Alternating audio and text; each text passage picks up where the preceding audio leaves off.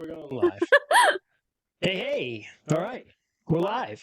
Yo, in Hortling. Hello. Yes, live and in Hortling. Broadcast in Hortling, we're available.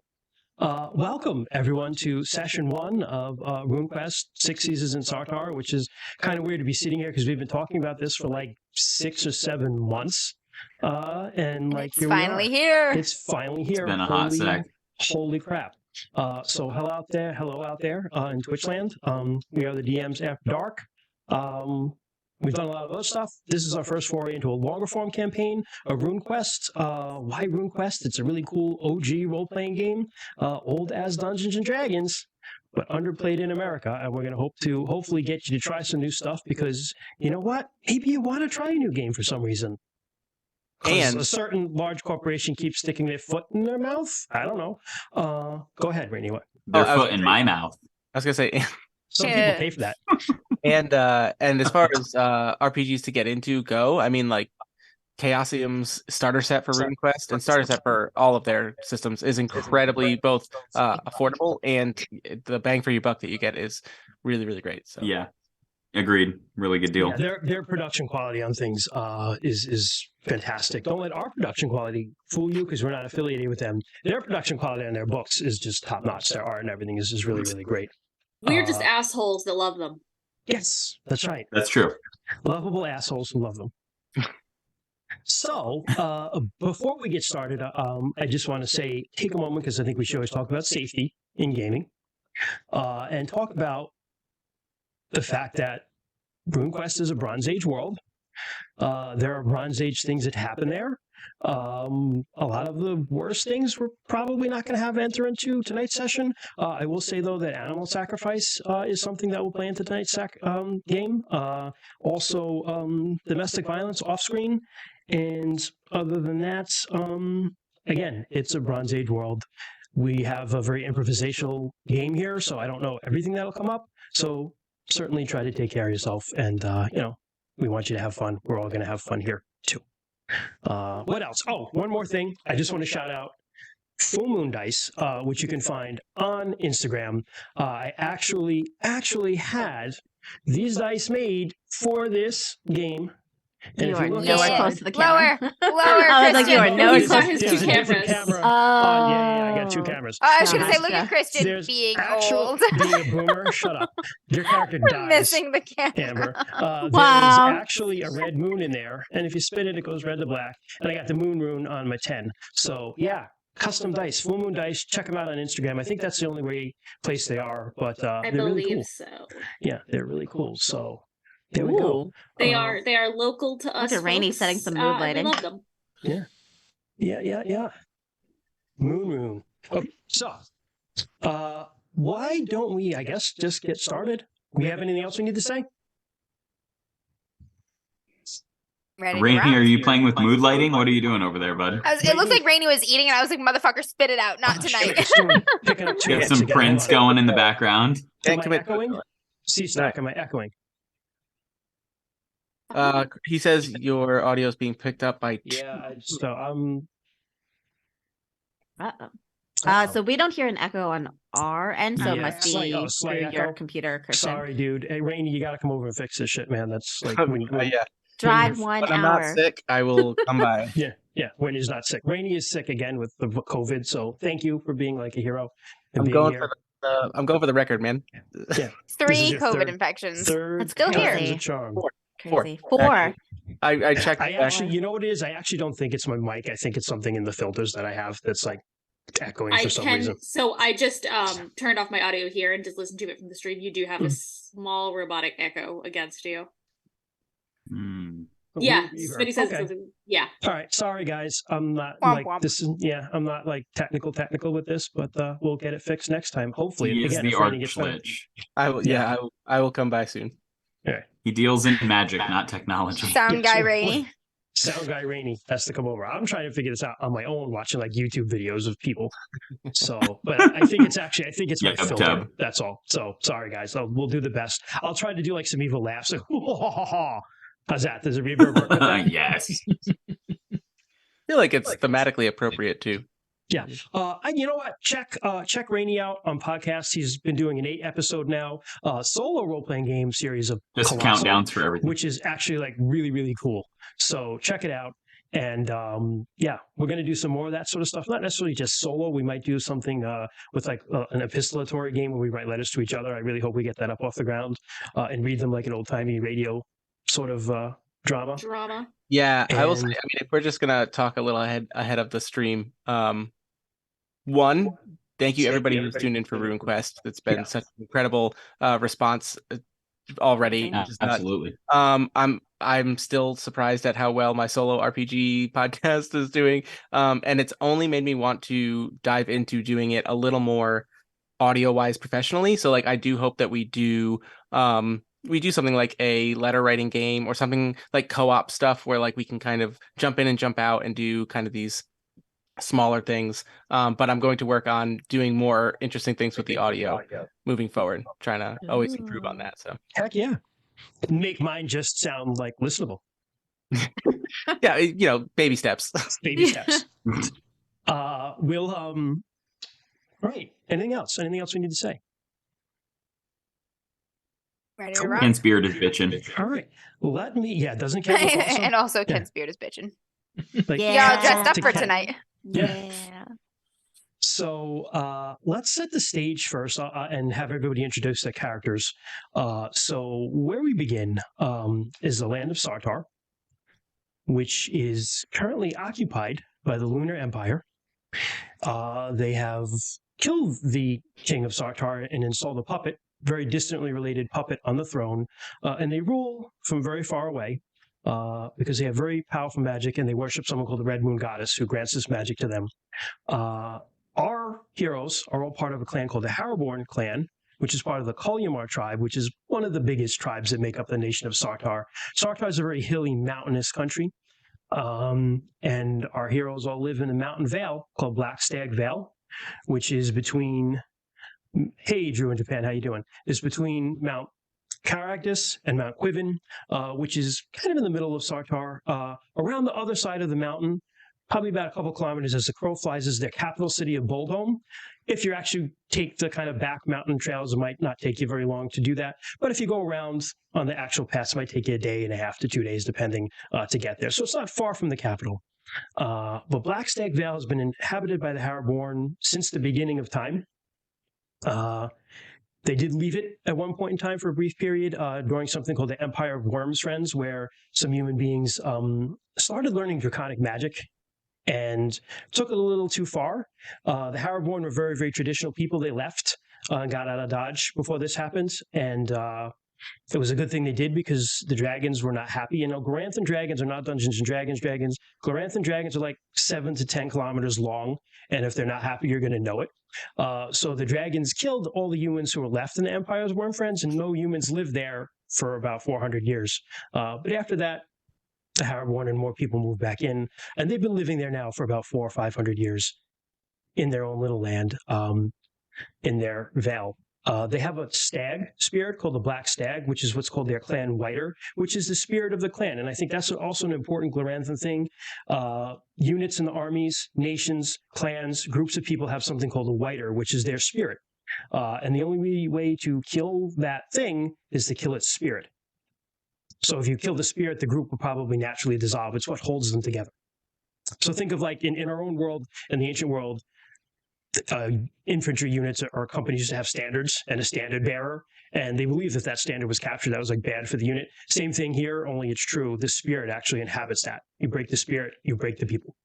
So that's where we are. We're in Black Stag Vale. It's a very traditional place. They pay lip service to the current, puppet on the throne. And they hide in the hills whenever the tax collector And they hide in the hills when the tax collector comes. The own king of the Kolyamar tribe is a traitor. He's turned lunar. So you guys aren't too happy with him. There is a queen in exile. Lord Bezos? There is a queen in exile who you guys probably like more, who's actually related to your chief. But you guys basically support the rebels on the DL. And like Amber said, when the tax collector comes, you all hide off in the hills, and they think there's about 450 people who live in the Vale. They think there's only like 200, because you guys all just run for the hills and hide when they come. And they say, those are not my cattle. That's right. These are not the cattle you're looking for.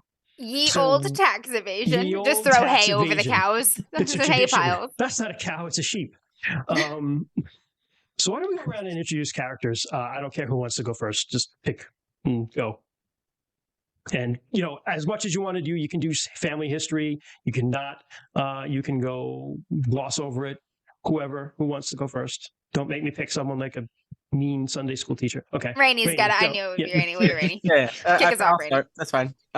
So my character's name is Venarin, son of, I guess Haran. Because either way, my parents are dead. My grandparents are dead. I have been raised by my uncle. My uncle's name is Harvar. He is the smith, I believe, of our village, of our clan, or tribe. And basically, I've lost just about everybody in my family to war. My grandparents died. My grandmother died rather heroically, defending the old king and queen at Grizzly Peak. My grandfather died at Boldholm. My father died at Starbrowse Rebellion, and my mother died having to do longer and longer forays with our herd, and was killed by a monster. So I have been on my own for quite a few years, being raised by my uncle, who takes care of me, but is not exactly parental or, I don't want to say loving, but it's not like a true familial kind of thing. So my character is kind of weird, loner. All of the death that they've had to deal with has led them to not quite yet, because we haven't done the cult things yet, but he's very interested in war and not falling victim to death in conflict like everyone in his family. So he has become very, very focused on being martially adept. For a 16-year-old, I mean, as much as he can be. It helps that he has a smith for an uncle, so access to weapons. And is a literal giant. I'm freaking huge. Yes, my character is like 6'6" or something like that, like 215. And yeah, it's kind of it's an outlet for his anger at the world. We've been joking that he's kind of an edgelord. And because I'm, interested in Humacht, which is the god of war and death, that he's kind of goth, edgy, all this stuff. But I think my character is more like the stoic, silent warrior type. Yet he's 16. So that's what he wants to be. But he's more just a how I see myself, how I actually am. Well, yeah, but also in the way that we are playing 16-year-olds. And again, if you go back to and listen to our podcast about making good characters, don't make the character from the start what you want them to be. Make them the person that's trying to become that thing. Do you know what I mean? So my character definitely has an uphill battle. I mean, he's a angry 16-year-old kid who got lucky genetically, or however it works in Glorantha, that he's a freaking monster.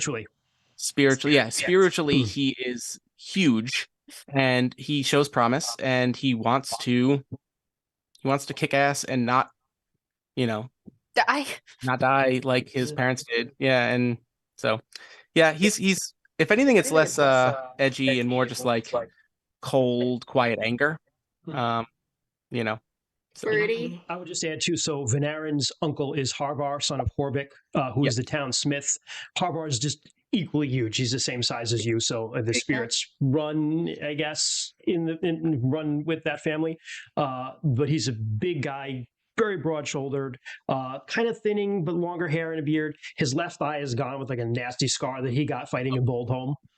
He's supernaturally strong, stronger than anyone should be. He's the strongest person in the whole Vale, which makes sense since he's the Red Smith. And he's married to your aunt, who is Afar, daughter of Dron, who is she's a Nandan, which is a Hjortling term for a man in a woman's body. So they're married, and they've taken you in. So you live in the village by the King's Hall, where he has his smithy. I do want to do this. This is something I'm very bad at personally. Like I have headcanon images of me, but I'm very bad at describing what people look like or wear. But because we're gonna be playing this for a while, and here's putting this out in the ether, if we get fan art, I don't want Benarin to be depicted as just a big goth. You know what I mean? Like, That's what you're getting. to make a that's, huge that's what I'm goth. gonna get. It's You have too now late. provoked a slew of huge goth fan art. Yeah. Yeah, no, I think that he's got Huge like that emo goth. traditional kind of Scandinavian. I think he has long hair, but he kind of like braids it down the center while like the sides fall roughly shoulder length. He's obviously huge. I'm not sure what the clothing style. I know that there's plenty, but I didn't want to read too much into the rule books because I know there's a lot of spoilers timeline wise. Typically, like long tunic, or Yep. just like a skirt or kilt, depending. They'll go bare chested. Winter time would be just kind of maybe a long tunic and like a pair of like something like that, and like high wrapped like sandals, things like that. Yeah. I think we said he's heavy cavalry, so he's not, or no, he's heavy infantry. Yeah. Heavy Yeah, so I'm not riding things, so I guess that I would have either pants on or the skirt, but yeah, tunic or shirtless, and showing off the fact that he's pretty strong and big. Nice. Nice. Who's up next? If I could go after that. Yeah. So my character is Bryn Skyborn, grand. What was that again? My friend, my Yes. only friend, really. My so only friend. that's why I want to go after Rainey's character, George and Venerin, Lenny. because Yeah. Bryn Skyborn is friends with Venerin, but Bryn Skyborn, granddaughter of Annalie the Heartbroken. Her parents also have died. So she is being raised by her grandmother, who was kind of this big warrior back at Grizzly Peak and a couple other wars. So I assume that she also probably knows probably Ven's grandmother. But her parents also died in the Starbrow Rebellion. Yep. But Bryn is kind of the opposite of Ven. She's very like sweet, kind. She laughs a lot. Since her parents died, she kind of goes off riding on her own pretty often. She kind of just does a lot of riding. She's in the light. What is it called? The light cavalry. Cavalry. Yeah. Cavalry? That's going to Yep. be a profession. Yep. And I lost my train of thought. My goodness. She's little. She's little. Yeah, she's super small. Thank you, She's Sarah. small. She has very thick light brown hair, light eyes. Oh, that's what I was going to say is she also is very determined to be kind of like a good fighter, similar to Venerin, but she, like her parents and her aunt, she's big into the rebellion. She's super loyal to kind of fighting the Lunar Empire and in the rebellion. So she wants to grow up to fight in the wars, even though her grandmother hates it. Because her aunt is a member, is still an active Correct. rebel, who's part of what they call the Deer People, which is their term for people who are just guerrillas hiding out in the woods and the mountains, being supported kind of clandestinely by the other clans. They don't go into towns or villages because the Lunars are thick there, but they're out raiding and doing stuff like that. Yeah. The ones who unwillingly hold the cattle when it's tax season. Correct. So yeah, her parents kind of died for the cause, so she kind of is fighting for that too. Her family right now though are herders, so she and Ven's previous family were also herders, so she's out in the fields a lot with like the cows and the sheep and the cattle and riding. Yeah, that's Bryn. All right. Cool. I am playing Ruin, but everybody calls me Rue. I am your friendly neighborhood wolf boy. My mom is kind of a badass. She's a veteran of several important battles, including Grizzly Peak, like everybody mentioned and whatnot. She is still alive. She's also the right-hand gal of the High Priestess of Arnalda. She's a prominent priestess of Arnalda, as was her mother before her, who is also a total badass and veteran of several battles. But she, in her youth, had a star-crossed romance with a Telmori man, who is Ruin's father, but later went on to betray the Sartarites and join the Lunar Empire, and in fact help track and was at least partially responsible for Ruin's grandmother, his mother's death. So he is not. Ruin's father is not in the picture, nor is he well liked. Ru is sort of a little bit of a black sheep, both because of the fact he's a wolf boy and the son of a famous trader. But his mother is super awesome and loves the crap out of him and has always protected him and tried to. It's kind of her rank that has kept him involved and a part of and protected in the society. Despite the fact everybody's watching him, waiting for him to, grow fur and fangs and start eating sheep. So that's very anxiety-inducing. He is a hunter. He goes out into the woods. He likes to be alone in nature. Things make more sense out there for him. Is not super driven like our previous two very combative people to join wars and fight people. He tries to stay under the radar. And is just really questioning and wants to fit in and is wondering who and what he is, sort of thing. But he's sweet in a quiet way. So he's also tall. He's not quite the 6'6" monster that Ven is, but he's 6'2". We all ate a little bit of that radioactive bear in our infancy, I guess. 3 of us are enormous. One of us is small. Yeah, Like an orca whale. 5'1". I'm like We 5'1". all of your food. Oh yeah. So he's tall, he's a little bit lanky, still gotta fill out a little bit. He's got dark curly hair, bright amber yellow eyes, that is very characteristic of Telmori. His canines are a little bit sharper than normal, a little bit longer than normal. But he was born with a line of black wolf fur down his midline, which is the wolf mark of the Telmori, as an infant. So there was no hiding that. Everyone knew as soon as he was born what he was. And that just sort of set the tone for his whole childhood here, a wolf among stags. Yeah, so actually, just to jump on that real quick, within the Vale, the Harrowborn clan, their spirit is the Black Stag, and the Black Stag's wife is the Running Doe, and there's actually a species of white deer that specifically live just in the Vale, which is related to the spirit, the black stag. But there's also a spirit called the Seven-Tailed Wolf, who hunts the stag, and there's a tribe of Telmori who there's been like a war between the spirits and then for the people for a real long time. And Telmori in Glorantha, some history on them. They are wolf people. They also bear a curse because in a war a very, very long time ago, they accepted a blessing from a false god to be able to change into their wolf form whenever they wanted, and the weapons would not harm them. And it wound up being a curse because every Wild Day, which is Saturday in Runequest land, they just turn into wolves and run around and don't have control over what they're doing. And so people don't like that because their sheep get eaten. So that puts Ruin in kind of a strange situation because these people, A, have kind of an ancestral rivalry with the wolf people, the Telmori, and they kind of live in the higher mountain passes. B, nobody really likes the Telmori because they eat your stuff. And C, everybody's really waiting for him just to change one day. Waiting for that shoe to drop. Waiting for the shoe to drop. Yeah, Jess, why don't you jump in and say that about your elk too? We forgot to say that. I just wanted the group to know, but I was just going to mention because I heard you talking about this legend of the wolves hunting this stag, but I am a mounted combat person. I can't talk very well being sick too, but I am riding an elk named Ort Veor. Yes. That is my mount. He is an elk. You got an elk. I changed to an elk. I love him. Yeah, it's changed like 6 times over the last couple of weeks. Okay, whatever. I've decided now. It's a battle moose. Because you said it live, so that's it. Mm-hmm. Yep.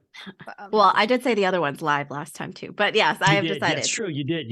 Yeah, An elk. you're like a powerful angry cow trained for battle. Correct, yes. Like Jeff, but I shut have up. named him. He is good now. Ort Veor elk. Done. Yeah. But yeah, kind of despite being on the outside looking in, Rue cares very much about his community and feels very protective of them, even though he's always been kind of on the edge of it. It's just in his nature, really. So he's very distressed by the distress of others concerning him. But he tries to be good. Who's next? There's only 2 left. 3. You're doing your math right, buddy? I do fuzzy math. You're right. We have 3 left. It's like last Right. time when he was like, "Let's introduce ourselves." So as we people, only and then have he was 2 like, left. 2 We in have, and we we're have, done. we have Kent and Troy. Everyone else who's important has gone. So I was waiting. It only took 26 minutes for you to start ragging on me. You know what? Fuck you. I'm going next. Hi. Yeah, take it. Hi, the bitch is here. No, so I in full irony, I'm playing like the opposite of a bitch. In full irony. Unlike me in real life. On brand. So I People am playing Orisa. She is from a long line of priestesses of Shalana Arroy, who is like the goddess of healing. And it's her grandmother worked in a prominent temple of Shalana Arroy. in Johnston. Just throw in details. Her there was oh God, I can't remember. Was a curse that affected her parents? Yes. So your parents being healers in Glorantha, disease is not caused by germs. It is caused by evil spirits. Yes. And the goddess of disease is a goddess by the name of Malia. And so there was an affliction that sometime in the time of your parents, because you have a lot of brothers and sisters, so it wasn't that long ago. Yes. I think how old is your youngest one? 8? 8. So 6 or 7 years ago, maybe, there was a disease that passed through the veil. The parents went on a hero quest, which is kind of like a magical quest into the world of myth to try to stop that. They succeeded, but in doing so, they were hit with a curse from Malia. And that's not a curse just on them. They kind of wasted away and died, but it's an ancestral curse, and it's affecting Orisa as well. So Yes. think of like, we call it magic cancer. It's kind of just runs in the family line. Fuck cancer also. But yeah, so that's what you got. So Yeah. she is on the down low referred to as Orisa the Pale, because whereas most of the folks in her family have dark brown hair, tan skin from working in the sun, Orisa's hair is this weird gray brown, and her skin is like almost a sickly pale. She just kind of looks a little off-putting, but she wears many layers of clothes and just kind of like hides under layers a lot. She is her intent is to become a priestess of Shalana Arroy, to follow in her family's footsteps, and because she wants to not be sick anymore, because it's taking a pretty good toll on her, and is very protective of all of her little sisters. She is the oldest of 5, all girls. And I'm trying to think, in terms of our height chart, she's average-ish. She's actually normal. Yeah, you're the median, she's 5'8". Yep. So she's just kind of in the middle. She's very mousy looking, blends into the crowd really easily. And she holds herself to a very high standard. So she's just doing her best. Nice. Sounds like And- she's and- gonna be the most mature out of all of us. We need an adult. Quick, get the child with cancer. Jeez. Oh, and actually, Jesus. a thing about Shalana Arroy is when you become one of her priestesses, known as the White Sisters, you make a vow of pacifism. You become a vegetarian, you cannot willingly harm anyone, and you cannot refuse healing. So, And that is you? yeah. Shocker. Very soon, right? Sarah's Is this playing this the is healer. before joining the cult officially? Yes, But yeah, Yes. You're on your so way. everybody, all the characters starting out are 16, and uninitiated adults. I think the only one we're going to say has actually gone through the adulthood initiation at this time is Bryn. You've gotten into the riddle, and you're counted just a little bit a while ago as a full woman now, but you're still in like the early stages. It only just happened for you. Yeah, but everyone else, nope. She's the one that gets us cigs and alcohol from the packy store. That's what you That's get right. once you're an Yeah. adult. Yep. Nice. Cigs and alcohol from the package store. I guess I'll go next. Sure. So my character's name is Kai Maurice, son of Harold. I didn't get to be on the session 0, so this is probably the first time anyone's hearing anything about him. He is also very small. He is like 5'5", which I think makes him the second shortest character. Yep. And built like a twig. He's like 120 pounds soaking wet. Which is very, very funny in comparison to the rest of his companions, most of them. Maurice is very unique. He is bald. His head is tattooed. He has various brands throughout his body, various tattoos throughout his body as well. And probably the most distinctive characteristic about him are his eyes. So one of his eyes is a very deep blue color, and then the other eye is a very bright, like flame orange. So something that's very unique, very strange.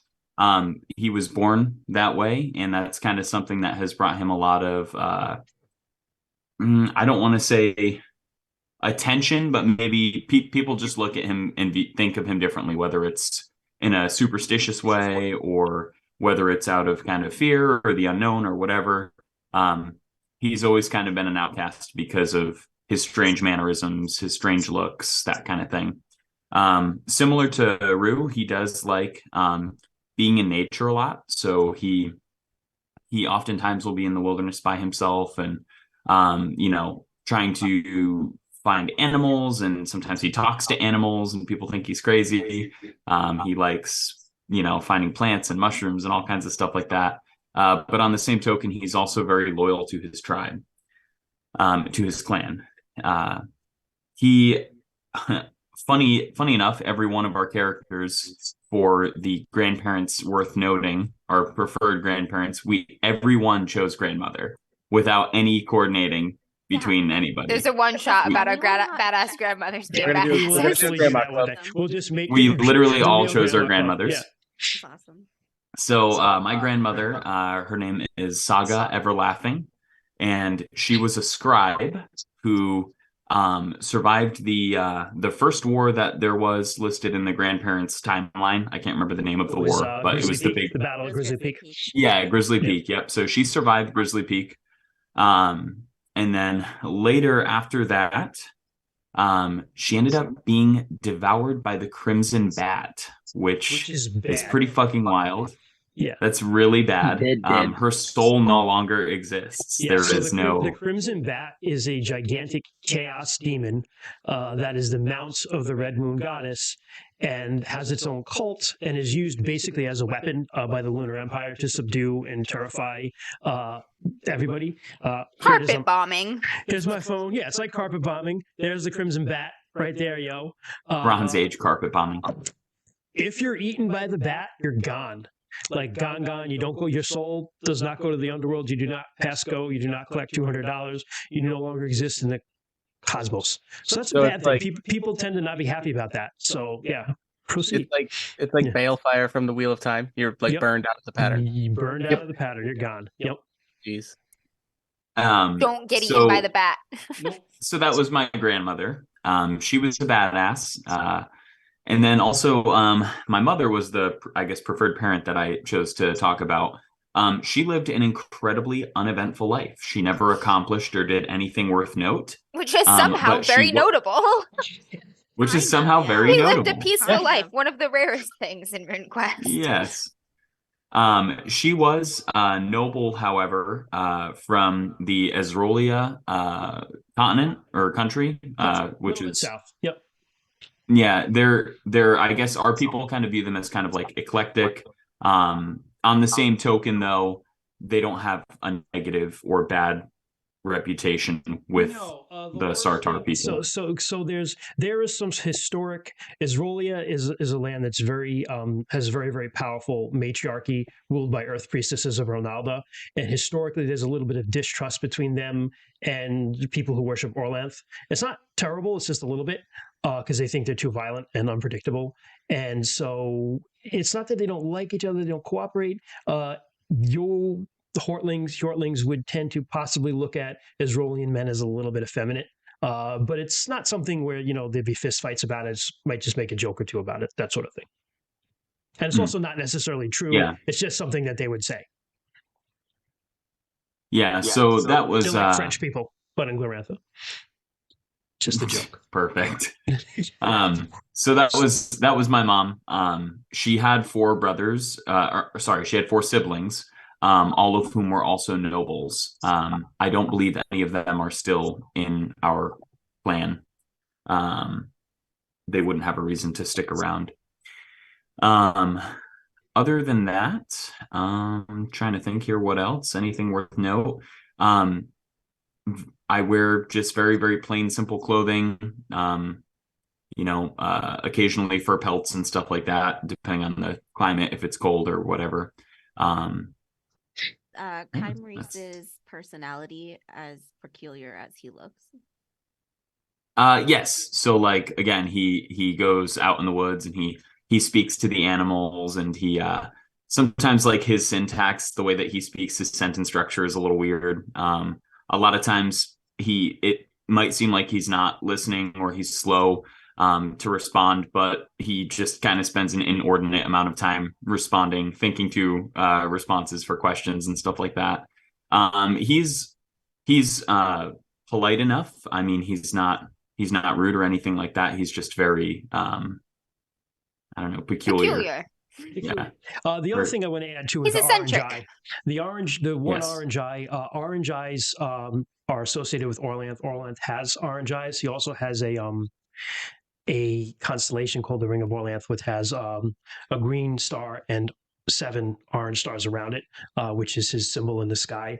And so orange eyes are very associated with mysticism, the spirit world, things of that nature. So that would also be something that would make people maybe, even in a very magical world, a little bit, weirded out by Kenreese.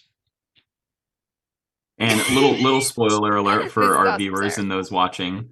My name is a little bit of a wordplay on chimerism. So if that's any, I won't give any further spoilers, but that's just a little something for the folks that are listening. Was that easier to come up with a name than heterochromia? Yes. And you grew up in you were born and grew up in our village, Yeah. So my father is my only living relative. Gotcha. His father was the potter of the village, so he makes. I would imagine they work with clay, and make like clay pots and jars and stuff. My father now does that. My grandfather's no longer here.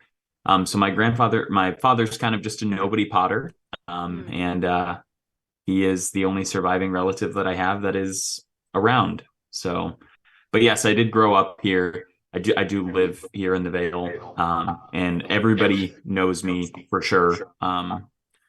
So yeah. His name is Harry, by the way, Harold, and he is a potter. Harry. Wow. Wow. Wow. Wow. Just fucking put that together. Oh, Troy. Ashamed. Christian's like, fuck. Christian, you let him do this. He sneaks things past me because here's the thing. The whole week before is like, can I have a Glock? Can I have this prophecy about me? Can I have a magical cat? Can I have this? And you're like, no. And then all of a sudden he's like, then he's like, how about a dad whose name is Harold? I don't care. Yeah. And then he slips that past. Harold, Yeah, there's nothing wrong with that. That's a great name. Cool. He's a potter. God damn it. Yeah, Yes, but I mean, good reference, Troy. But also, fuck J.K. Rowling and TERFs. That's our stance on the matter. The official stand of DMs After Dark. This is the hill we will die on. Fuck TERFs.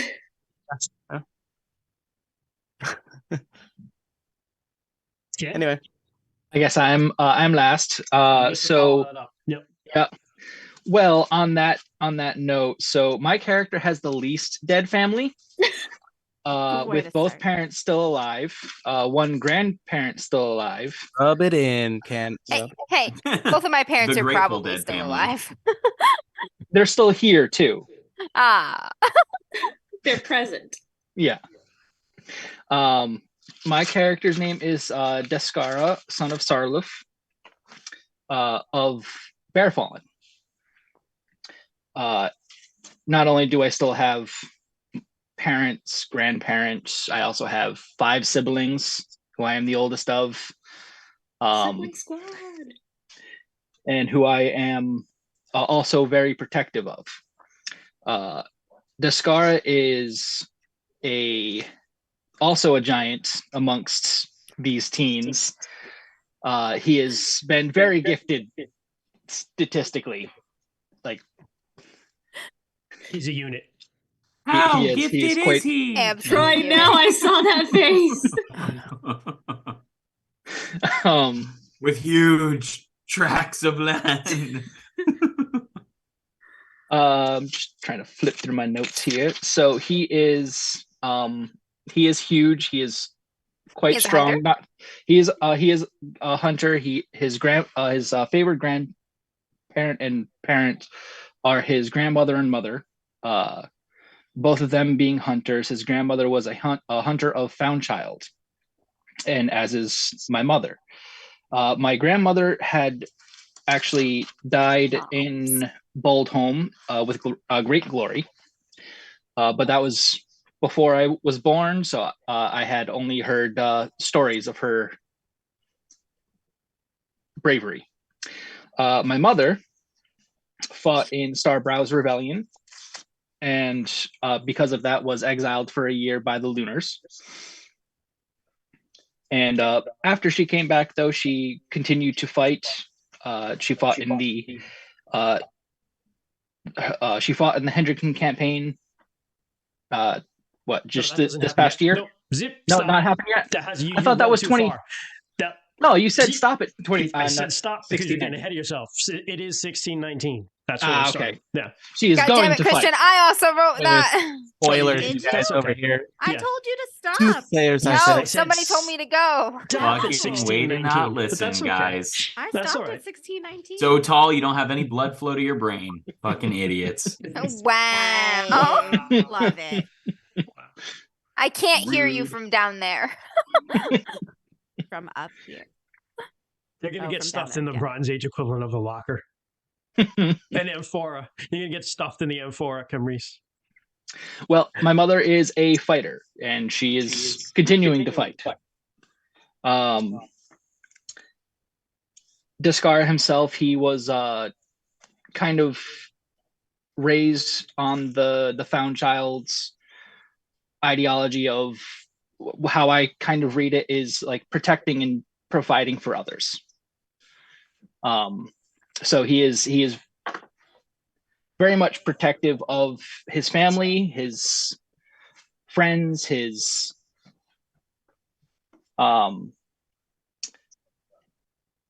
pretty much anyone that he feels needs to be protected. So the You short are one. Nephilim. You are Nephilim again.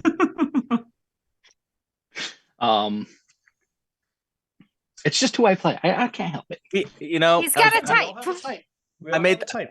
Listen, I'm playing against type right now, but I was gonna say, I made the joke that Kent, you'd feel like you need to protect me, probably just because I'm an idiot. But we do share a hate of the Lunar Empire, so maybe you're like the hold me back guy. some of us this Maybe. Pull campaign, me back, bro. some of us are playing our types to the T. Some of us are going against the types. I think in this campaign, everybody pretty much leaned into their character to the T, except for Rainey. I mean, I could have played a nerd, but Yeah. I could have You played a were- nerd. You were Edgelord, which is not Maurice you, does which is- have.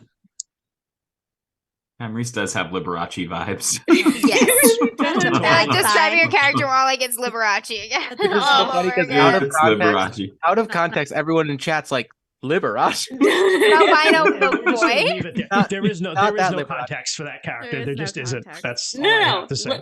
I will give this Albino milk boy. context. Liberace is one of the characters that originally brought this group together.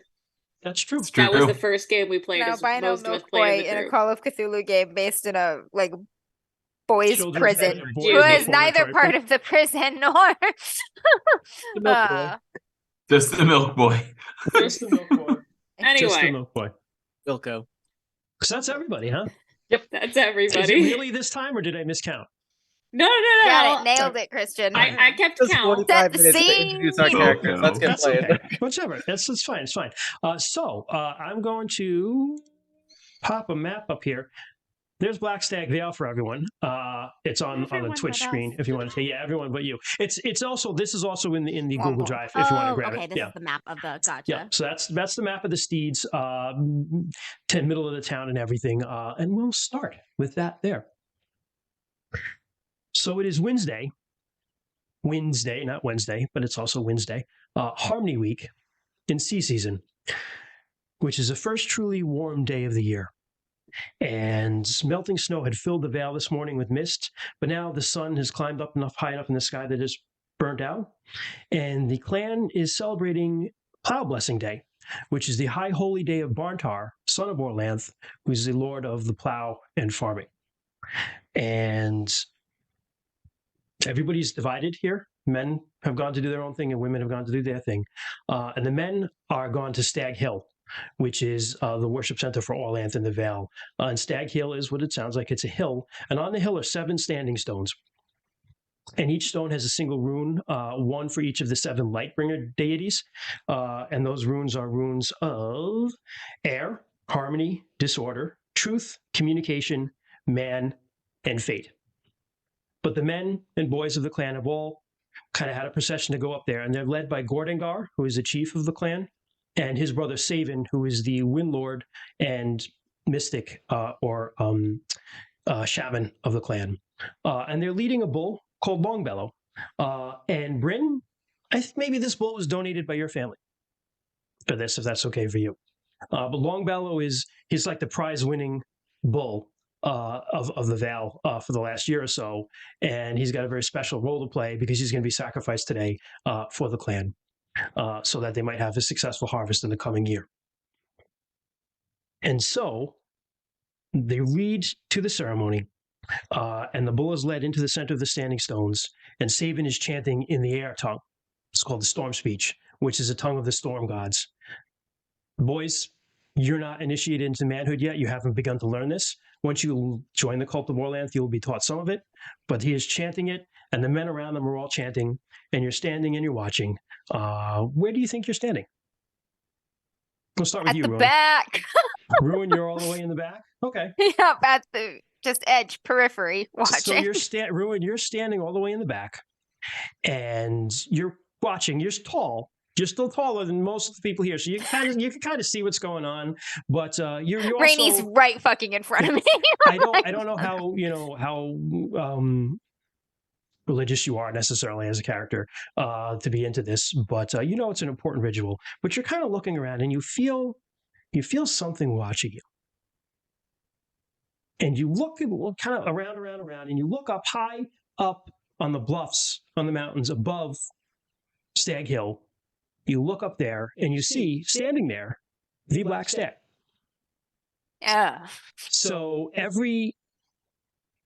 the stag spirit inhabits a stag and is considered a full member of the tribe. It's actually considered part of the tribal government, the Ring, although it doesn't usually show up. And it's also the king of the beasts in the whole Vale. So it's also its own very powerful shaman. But this is an animal that's standing up there, very big rack, like a 16-point stag, standing up there, looking down on you. And you feel like he's looking at you for a minute. Yup. Drew's just gonna stare back across the distance, So you kind of feeling nervous. You're just like, I don't, and you kind of do that sort of thing.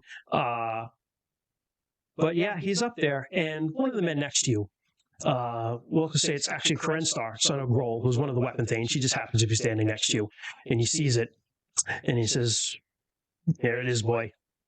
Thought the white or the clan's nothing." just gonna nod. Like, yup. What about you, Van? Where are you? I'm not gonna say I'm right in front of Ruin. But I Just blocking like- my yeah. What do you see? Just ruin it. Ruin's got to crane his head around. one of 2 people in the whole clan who can block my view. No, Gotta ruin everything.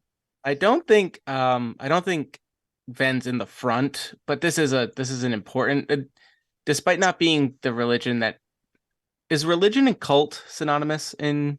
Yeah, absolutely. Yeah. So cult is not in the our modern term of cult, like something that takes all your money and makes you believe in, like, I don't know, purging your thetans. Exactly. Good. This is cult in the ancient world one, which is a religious organization which contains secrets. So there are lay members, which you guys are now, where you worship, you go to church. The cult, when you're initiated, you start to know the stuff and get some of its magic and things like that. So it's synonymous with religion. So this isn't a particularly important event in Ven's mind, but at the same time, it's a rite of initiation for age, right? So that is significant. I don't think he's right in the front, but I kind of want Ven to be like dead center. Okay. You're just in the middle of the group. Yeah, just like kind of everyone around me. You can be right there with Harvar if you want, because he's there. Sure. Yeah, that makes sense. Actually, I would be with my uncle. Yeah. So you're there with Harvar, and you're just kind of hanging out, watching things, and the chanting is going on, and the bull is in the middle. And as chants, although it was a sunny day and the mist had been burned off by the sun, the wind actually picks up while they're on this hill, and it gets a little cloudy as this is going on, which is a sign that the gods are paying attention. Camrys, where are you? So I am actually up very close to the front, probably as close as I could squirrel my way in. Mm-hmm. Which is easy since you're small. Because I'm so short, right? I had to get a little closer. But Camrys is, despite his best efforts, his attention is very divided because part of him is focused on the shaman, and he swears that, like, occasionally he'll hear something that the shaman is saying and he'll understand it, even though he doesn't understand this language at all, right? He's never learned it. And then, yep. So that's something that's definitely bothering him and taking a lot of his focus. But then he also notices the stag that's, outside of the immediate area. And his attention keeps getting diverted to that too, because he has a reverence for this being, right? I think everybody else could be like on fire or have like just violent episodes of like vomiting and diarrhea, and he wouldn't notice. He's just completely, nothing else matters. He's entranced in the ritual of it all. Correct. Okay. And Descara, where are you? I am probably standing, I'd probably say off to the side with probably the other men from my clan, from my stead. Not too up front. I'll definitely let the short folk. the short folk. He is very much very well aware of his height, and he would definitely not want to be blocking anyone who wants to see the ceremony as it happens. And like in this ceremony, it's pretty much the men of age or just about of age. Men and boys. So you've been going to this since you were young. This is not something where it's men only. This is men and boys. Yeah. We've seen this several times every year. Absolutely. No, once a year. Okay. Once a year. Several times. But you've been through this. Yep. So I might even be let's see. I might even have my my youngest brother. Actually, he might be too young. But the youngest brother that will come, he's probably up on my shoulders to see better. Sorry, and I'm going to say that Sarof is standing next to you, and as you're standing there and you're watching this, the chanting from Saban has actually kind of calmed this bull, because Longbellow was a bull. He was big and obnoxious, and did bull stuff. But the chanting and the magic has kind of calmed it down, and as he's calmed down, Gordengar has a knife and he's walking over to him, and the father, I just know you assholes are typing something in Zoom, and I'm not going to look at it. I'm going to pay attention. I saw Rainy react, and I was like, Rainy. I know something's in there when that happens.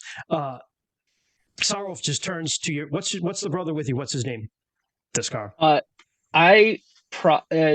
Orlfin is the youngest brother on my shoulders. I do have another brother who is younger than me. So my three Even brothers are Garrick, Garakt.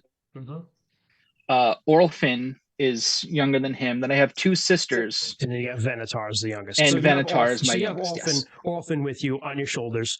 And you've heard your dad talk about this all the time. So you're just like, whatever, Dad. But he turns to your brother and he's like, you see, boy, without the cattle, the clan would starve.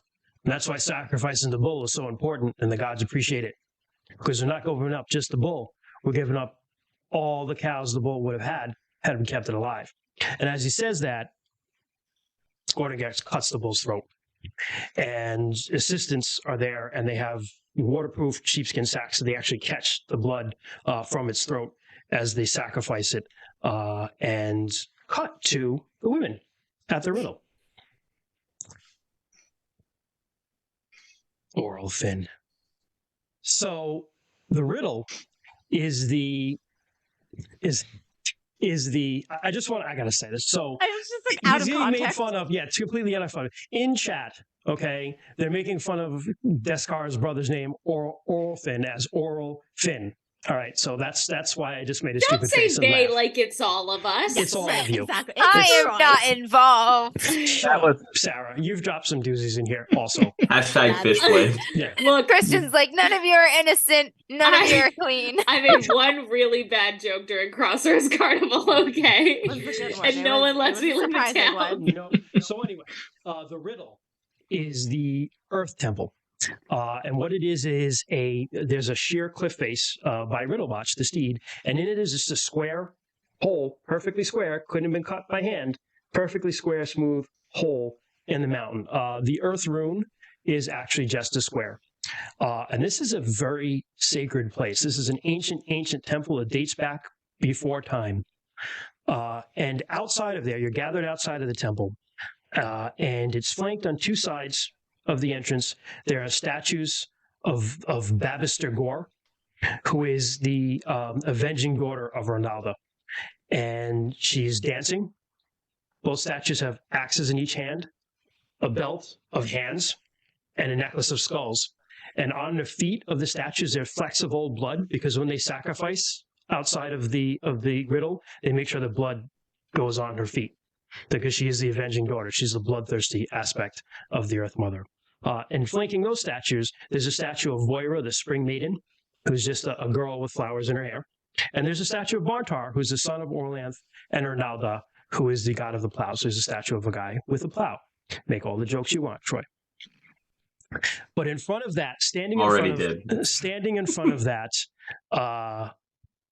you actually spelled it right. Standing in front of that, in front of the riddle, is the High Priestess of Ronalda, who is Morganeth. And Morganeth is a woman she's wearing green robes, and she's got steel gray hair. She's the sort of person who seems taller than she really is, and she's got older tattoos on her hands and arms of earth runes, but also snakes that coil around her arms, and at the end of her hand, on the outside of each hand, is a snake's head. And she's wearing a fringe with tassels over her eyes for this, because she's blinded. She was blinded by the Crimson Bat when it destroyed the city of Runegate during the lunar invasion, which destroyed Boldholm and conquered the nation. And she's being assisted by Ruin's mom, Liv. What does Liv look like, Ruin? The city of Runegate during the lunar invasion, which destroyed. Liv has kind of lighter brown. Liv is still quite young. She had Ruin at a young age herself. So she is she's short. She's shorter. Ruin gets his height definitely not from his mother. Not quite as short as Bryn. She's maybe 5'4" ish. But she has straight, kind of like shiny light brown hair. It's kind of like done up in some elaborate braids down her back. She has blue eyes, and she just looks very, very full of life. She's got like a brightness to her eyes, a brightness to her skin. When she smiles, it's like spring. When she's stern, it's like a coming storm. She's got a very potent personality, and she always carries and conducts herself well. She holds her head high, her shoulders straight. It takes a lot to throw her off her game, so to speak. But yeah. Cool. So she's helping Liv and Orisa. The other women are all gathered around, and there are sacks of seeds. Okay.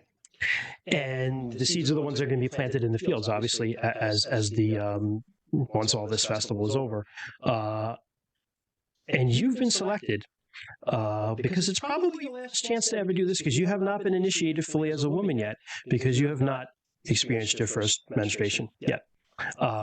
But you're playing the role of that cancer slows things down. It does. Maybe it's because you're sickly. But you have been selected to play the role of Voira, the Spring Maiden, here. And so you've got flowers in your hair, and you're wearing a white skirt dress, which is you probably love because that's what you're aspired to and all your family has done. And as Morgan has chance in the earth tongue, Liv is bringing the sacks of seeds to you. And it's your job to lay your hands on the seeds and just will them to grow. But all day you haven't been feeling very well. The food hasn't tasted right. Things haven't smelled right. Sometimes you felt hot. Sometimes you felt cold. It's coronavirus. And as you're laying your hands on the seeds, it seems to get even worse, because you know all the faces of the women that are here with you. You've grown up with them, but you swear out of the corner of your eye you see ones that you don't recognize. Some of them are bright and beautiful. Some of them are dark and terrible, but you swear, and it's only out of the corner of your eyes you see them. But you kind of close your eyes and you will through and you bless the seeds.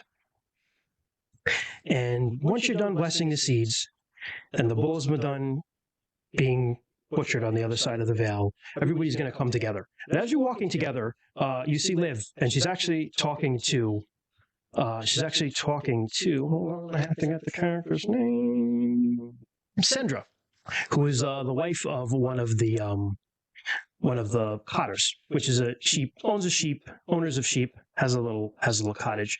She's got a black eye. And Liv is like, what happened, Sandra? What happened? And she's like, no, it's fine. I just fell. But you clock that. As everybody gathers at the first field, and at the first field, which is right outside of the town, there's already a team of oxen set up with a plow, and the blood is taken. The first sack of blood from Longvallow is taken, and the plow is anointed. And again, Saban says prayers to Barnar and Barntar and Orlanth and Heller, the god or goddess of rain, that it'll be a fertile season and the weather will cooperate. And Gordangar takes his shirt off. And Gordangar is, he's the chief. He's mid-40s. He's still got a warrior's build, but he's running a little bit too fat. He's got black hair, but it's shot through with gray. He's one of the troll-touched. One of the warband that reclaimed this, the Vale, was a troll. And so the legend of the Hortling people is that some of them are troll-touched. They have dark hair and eyes. And he's got a little bit of that. He's got very big, strong hands and tattoos of air and movement, because he is also a Rune Lord of Orlanth. But he plows the field. Sorry, real quick to interject. Is 40s like young for the chief? 40, is that like unusual? 48? No, 48's pretty old. I mean, look how many people died. That's fair. So he's not like ancient gonna die, but he's look how many people die. It's a violent world. So he plows the field, and everybody kind of stands around and talks and watches him while they do it, because as the chief, it's his job to do it.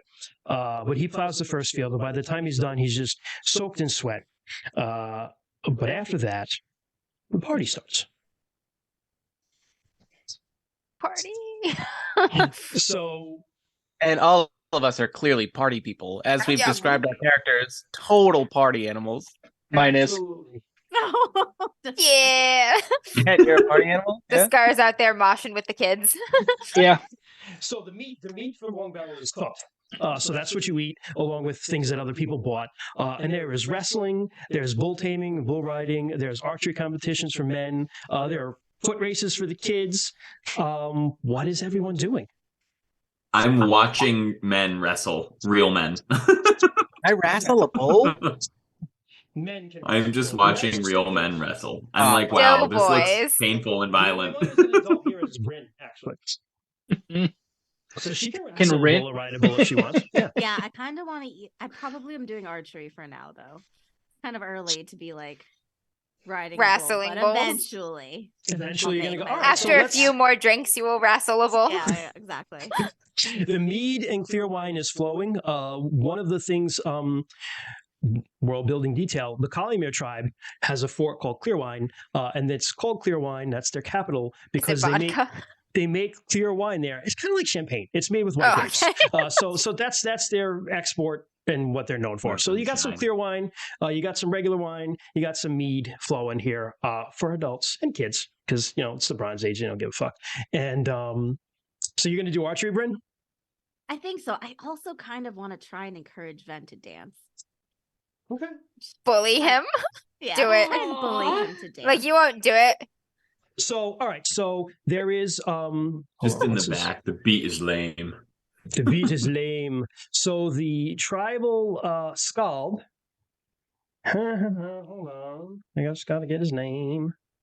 Is Keladin Blue Eye, who is actually not a native born Haraborn. He's met Gordangar in his travels. He's what's called a bonded Ermali, which means that he's an initiate of the trickster god.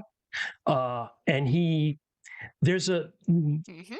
Ermal the trickster was the guide that led Orlanth and the other Lightbringers into the underworld to resurrect the sun after it had died. And so he has a sort of sacred role, but he's also a big troublemaker, Ermal. And so there's a thing within Hortling culture called the bonded Ermali, meaning that a chief or a worshiper of Orlanth can be like, this one's my boy, this Ermali. And it's kind of an agreement between them that the Ermali is going to behave, because if he doesn't, the Orlanthi is responsible for him. And so he's kind of like the skald in the court jest. But That's cool. he's singing some songs, and he's playing I'm gonna say probably a flute, or possibly bagpipes.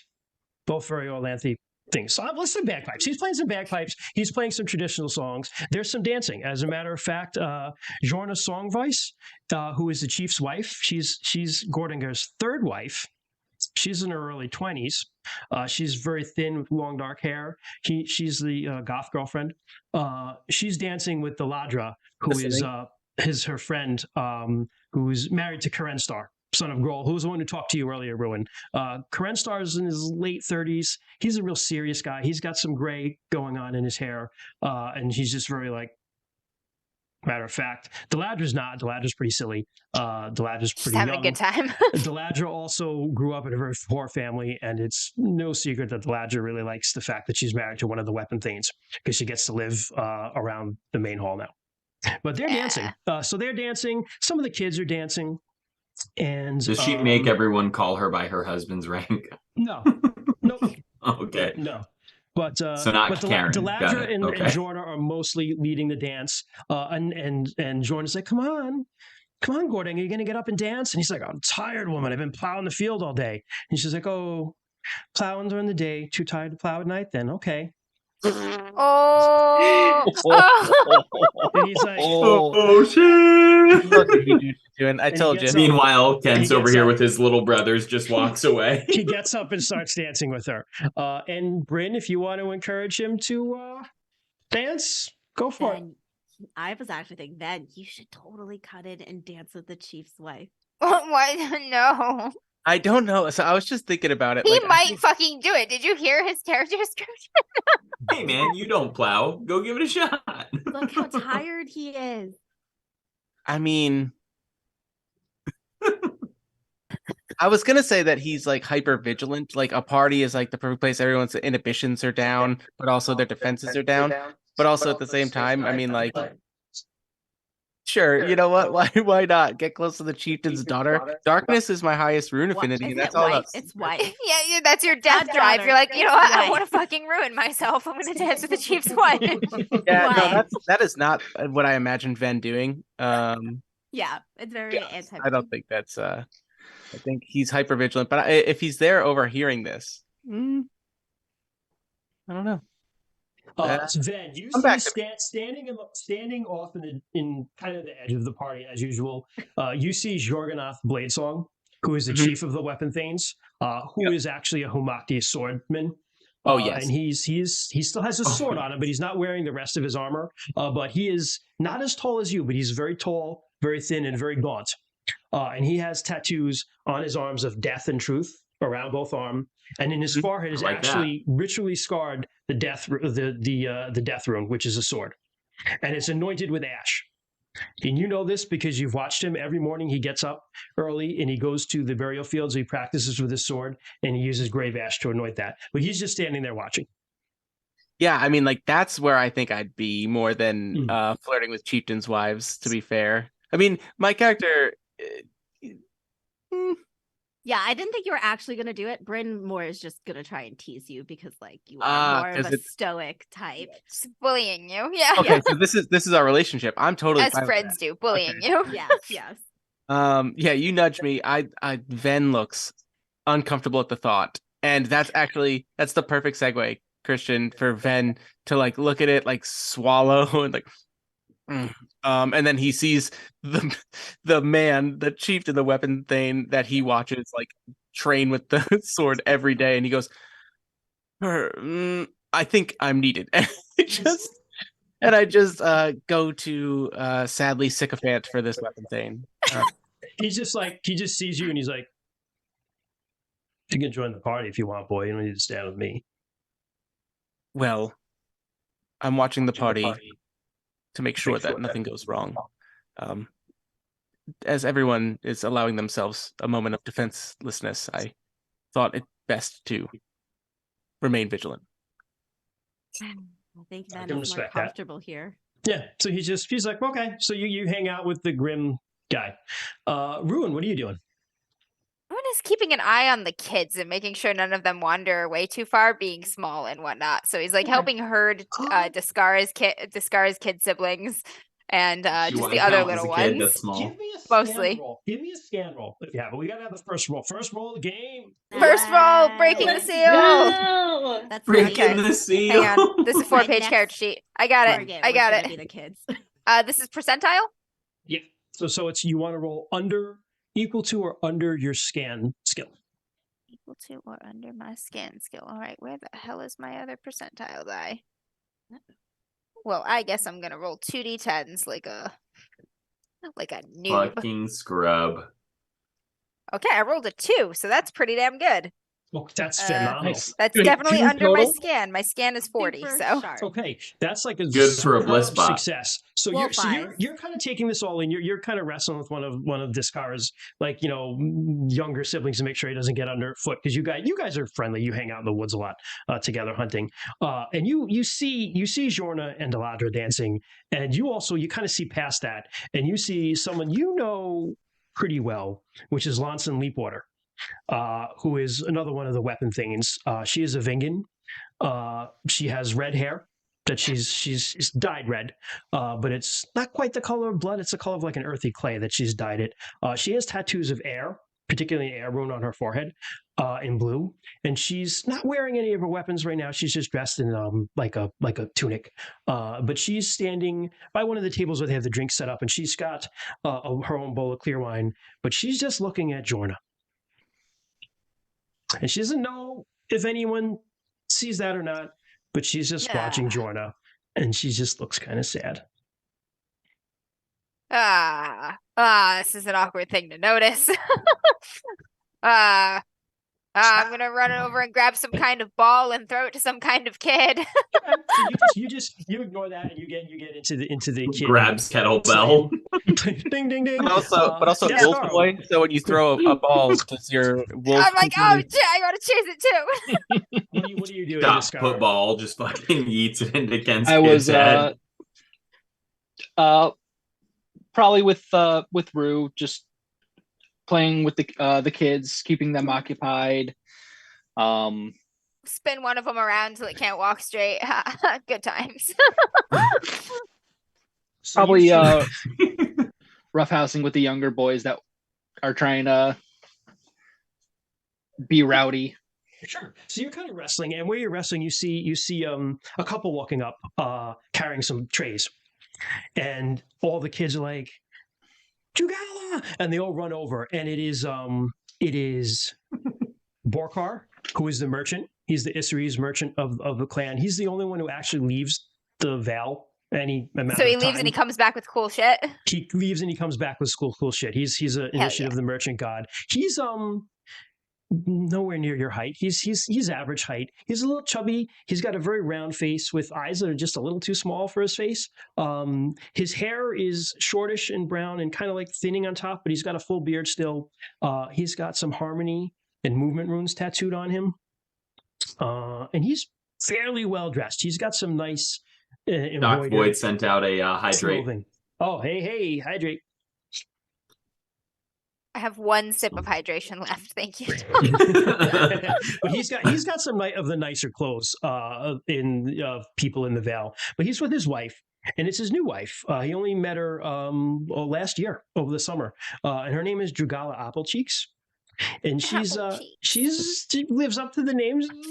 Plus big plump and Rosy cheeks, long kind of that same clay red sort of hair, kind of thick is a good word for her. Braided down. How many C's? 2 C's.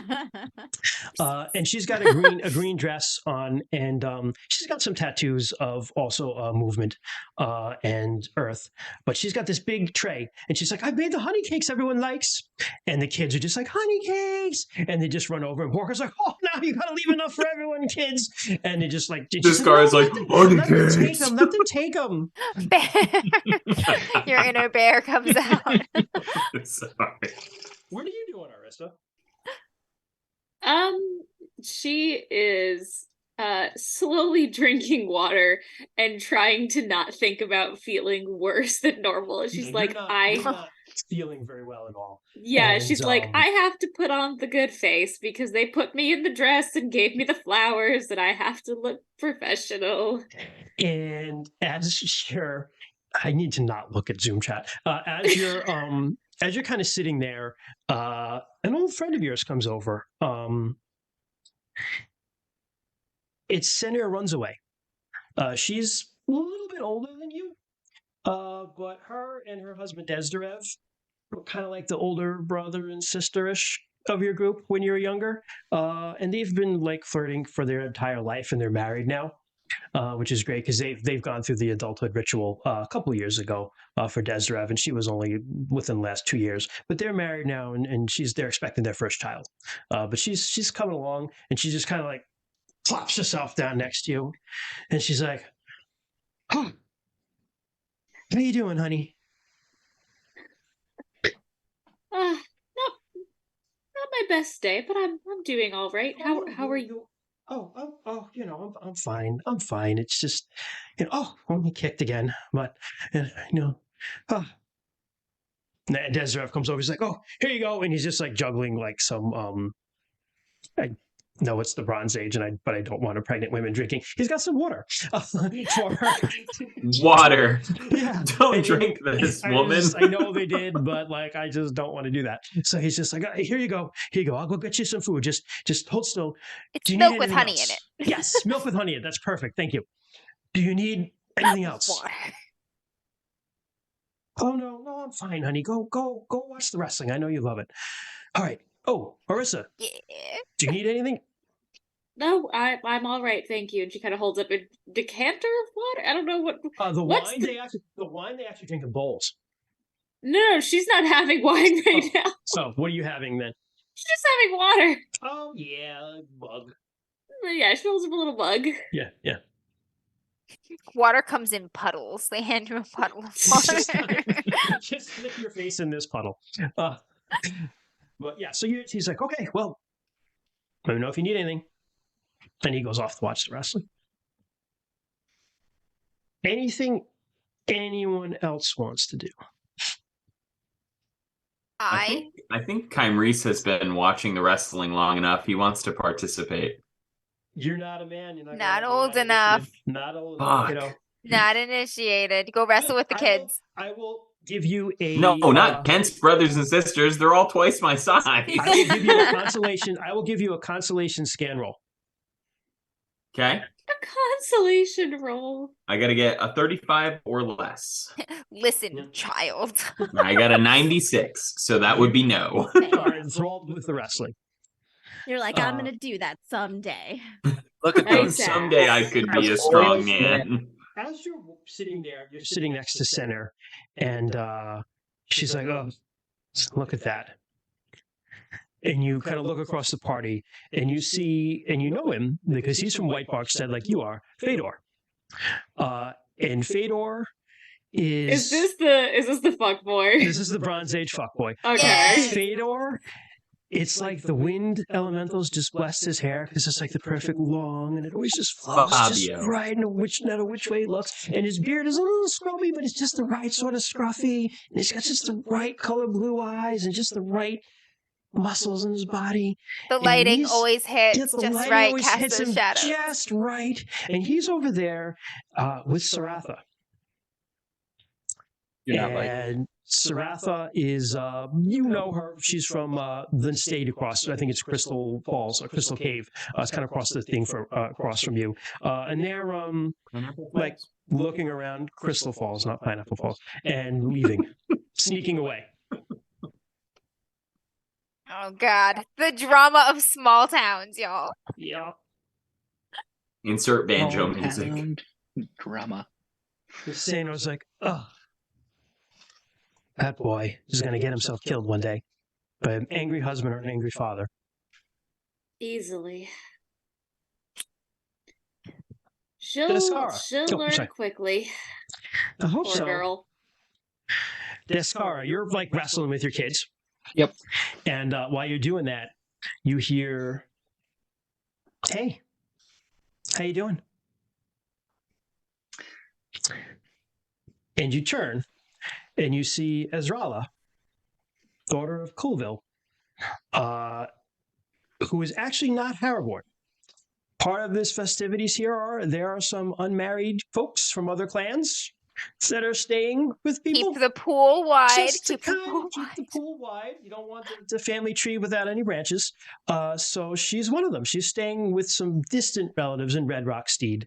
And, she's been staying there for, I'd say probably from the last summer. And you've gotten to know each other a little bit. Talked here and there. But, yeah, she says hi to you. Jesus. I'll probably have like one kid up on one shoulder. I got one another under another arm. I'll just like turn. I'll just set them both down. Just I can't look at the chat either. Don't look at the chat. Just don't look at it. Yeah, I'm gonna close it. I'll turn. Stop making that face, Amber.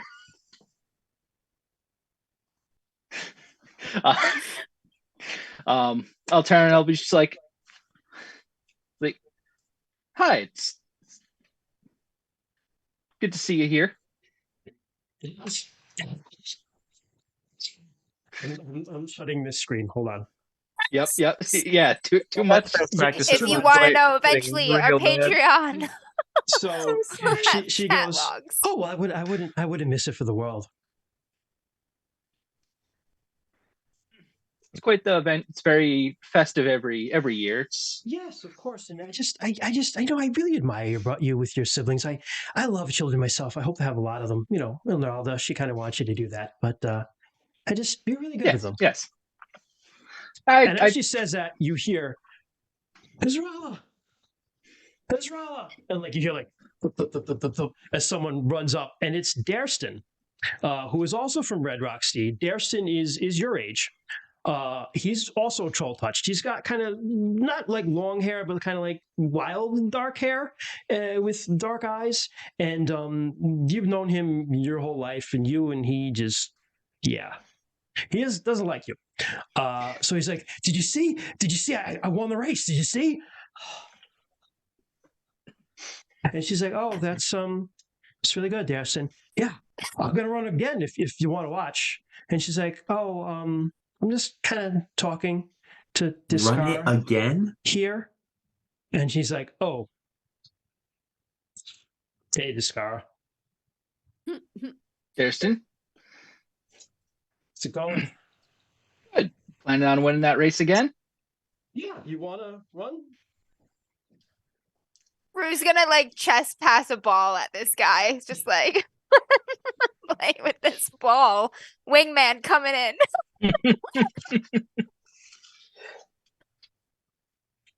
Trying to. Well, I wouldn't mind picking up a race. Just get away from the younger ones here for a little bit. Sure. Little does he know they all chase him. So Azrala's like, oh, I'll watch. Ooh. You're already winning, dude. How come he gets to race? He's not a man. Races are for kids. Wrestling's for men. Get your sport fuck. straight. Yeah. You're watching the wrong sport. So you head over to I'm there's a watching big the field. right one. They have kind of tables set out in front of the king, the chief's great hall. But you head over to where there's an open field, and one of your little brothers. Which one? I don't want to say Oralfin because I can't say that name anymore without giggling. So Garrick is Garrick is going to be youngest. Garrick is going to be like, ready, set, go, and we'll do. I'll tell you what. Let's do running. I guess would be Dex. I guess we'll just see who's faster. So just roll and see how you do. All right, and is that that's going to be just flat percentile as well, right? Percentile.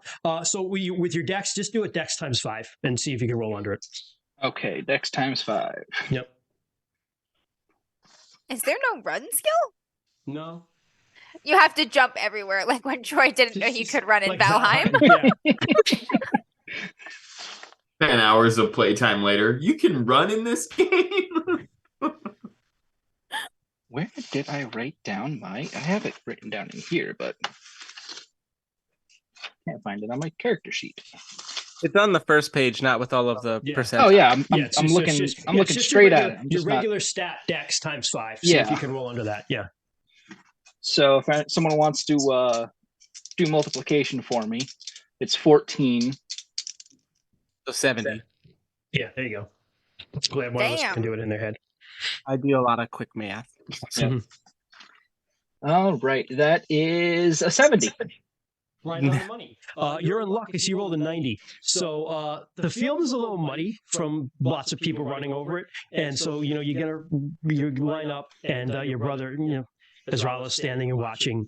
And your brother's like, ready, set, go. And you take off. And you just like, it's a little slippery and you slide a little bit, but you manage to keep your feet. But Dareston he's a little bit of a try hard here, and he tries to just like tear into this right away and just like slips and falls flat on his face in the mud.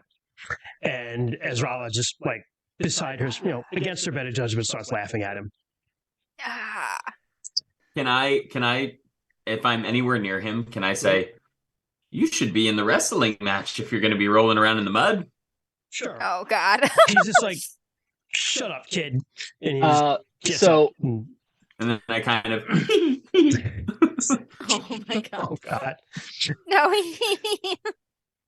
So I as a player know this is like going to be like rubbing salt in the wound, but like as soon as he slips and falls, the scar is going to stop And and help turn him to up. give him a hand. Yeah. Oh, nice. Because He's like that's just the type of person he is. And the type of too bad the type of person Dareston is going to take that personally. God damn it. He looks at you and just gets up on his own and like stalks off. Dareston will remember this. Yep. Our first villain. Does anyone else want to do anything? No, before- he's like- as he's the, just as the like- evening wears on. No, go ahead. Since No, my go ahead, Ken. did I'm someone- sorry. I was gonna say like when Christian was telling me about Dareston there, I was just like, oh, he's gonna be like me and Jess, where I am Jess's nemesis. Descara is Dareston's nemesis, and it's kind of like that. It's like, oh yeah, sure. I don't try to compete with you. You're just always in my way. Mm. And I'm always like, sure. Jess, did you want to do something or? Yeah, did you want to do something, Jess? Oh, I mean, this is small. I was just gonna say, since I failed to tease Ven into dancing with a cheating wife, yes. I'll probably just try and wrangle someone to dance. Maybe like the kids. Like since Descara is going off, maybe I'll take some of the kids and just dance on the floor. Sure. Yeah. You grab some of Descara's siblings, and you can grab some of Orisa's siblings as well, because she's got a lot of them. Ooh, does she? All right, yeah. Yes, she does. The pack of children. There's four girls, all younger. You start one of those like when everybody's holding hands and dancing in a circle, and one person goes, Yeah. that's very Yeah. appropriate. Yeah. You start that kind of dance around, and Killian picks up on that, and he starts playing like a faster tune on the bagpipes, and you start like a nice dance with the kids. And Ruin, you're kind of watching this, kind of hanging back like you usually do, but all of a sudden, like a little hand grabs yours. I look down at the little hand and the person attached to it. I hope. The little person is Ashart, son of Baroth, who is Baroth is one of the hunters who has trained you guys. He's from Bearfall instead as well. He is a cultist of Odila, the bear god of hunting. He's a big dude. And Baroth, Ashart is his son. Baroth lost his wife a couple years ago. So he's a single dad. All the women in the valley are always trying to set him up with someone, but he's kind of like wants to be on his own.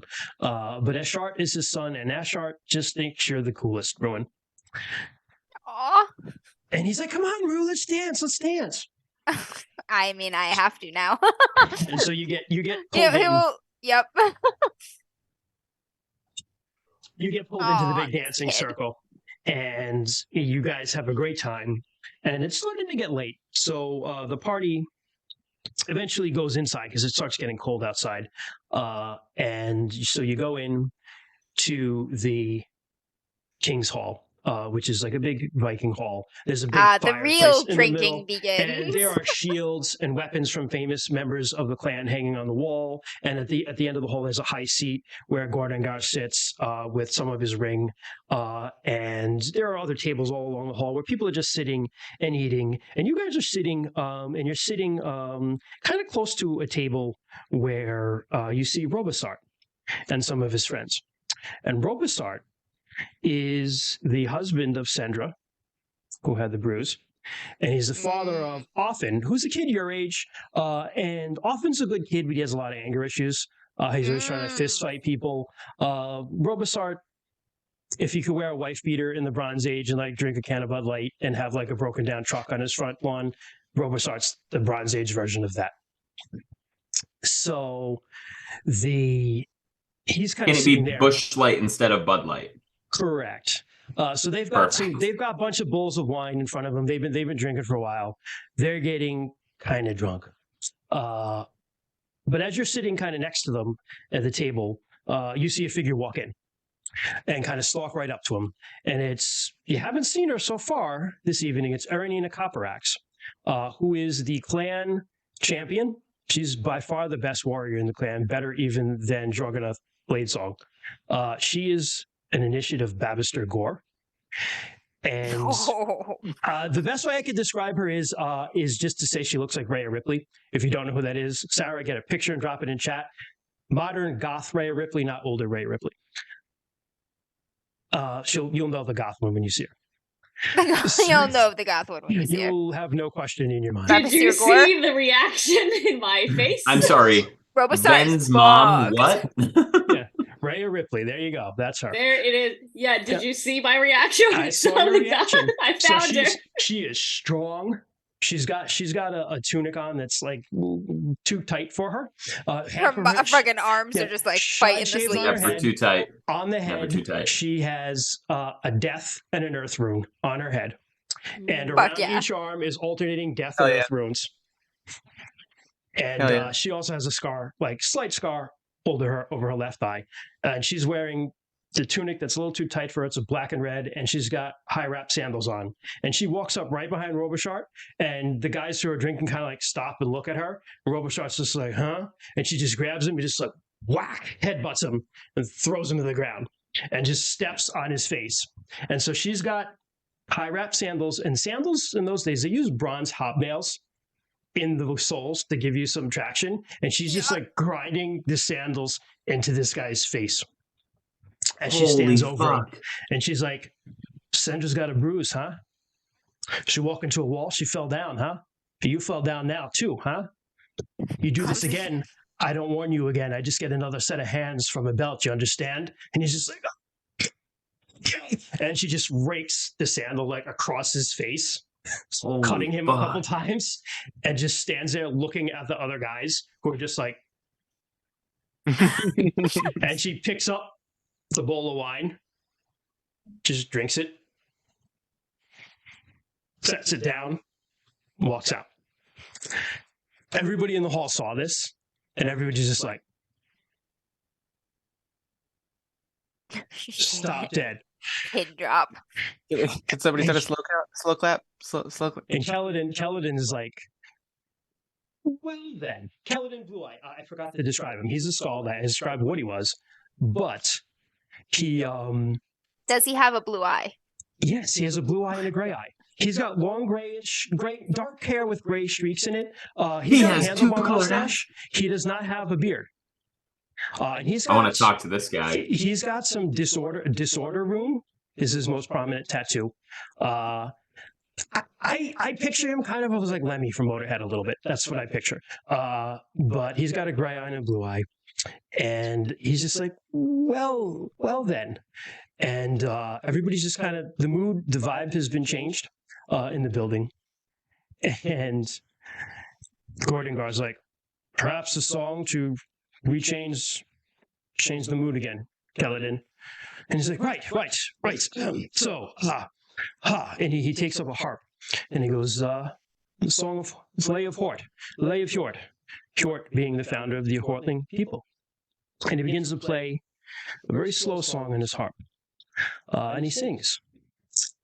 Can I sing along? You may hum along because you know it. You've all heard this song a lot because this is the Lay of Hjort. It's one of your most famous songs. And he just begins to sing. Wander in the darkness in a land of ice, gazes a horizon, storm winds in his face. Tempest tossed and tired, life and death the same, wanderer unwanted, land without a name. Now his love's a memory, she's frozen in the snow, gave her all before the fall, for kin he'll never know. And this is a long forgotten light at the end of the world, fighting alone. But when we win, we'll all know. We'll all know. And he just doom, doom, doom, doom, doom, doom, doom. And everybody knows that song. So it kind of, thank you, Nightwish. This is fair use. Calms everyone down, gets the party back on the right track. It's the Sweet Caroline of. It's the Sweet Caroline. Yeah. Wow. Damn. Oh boy.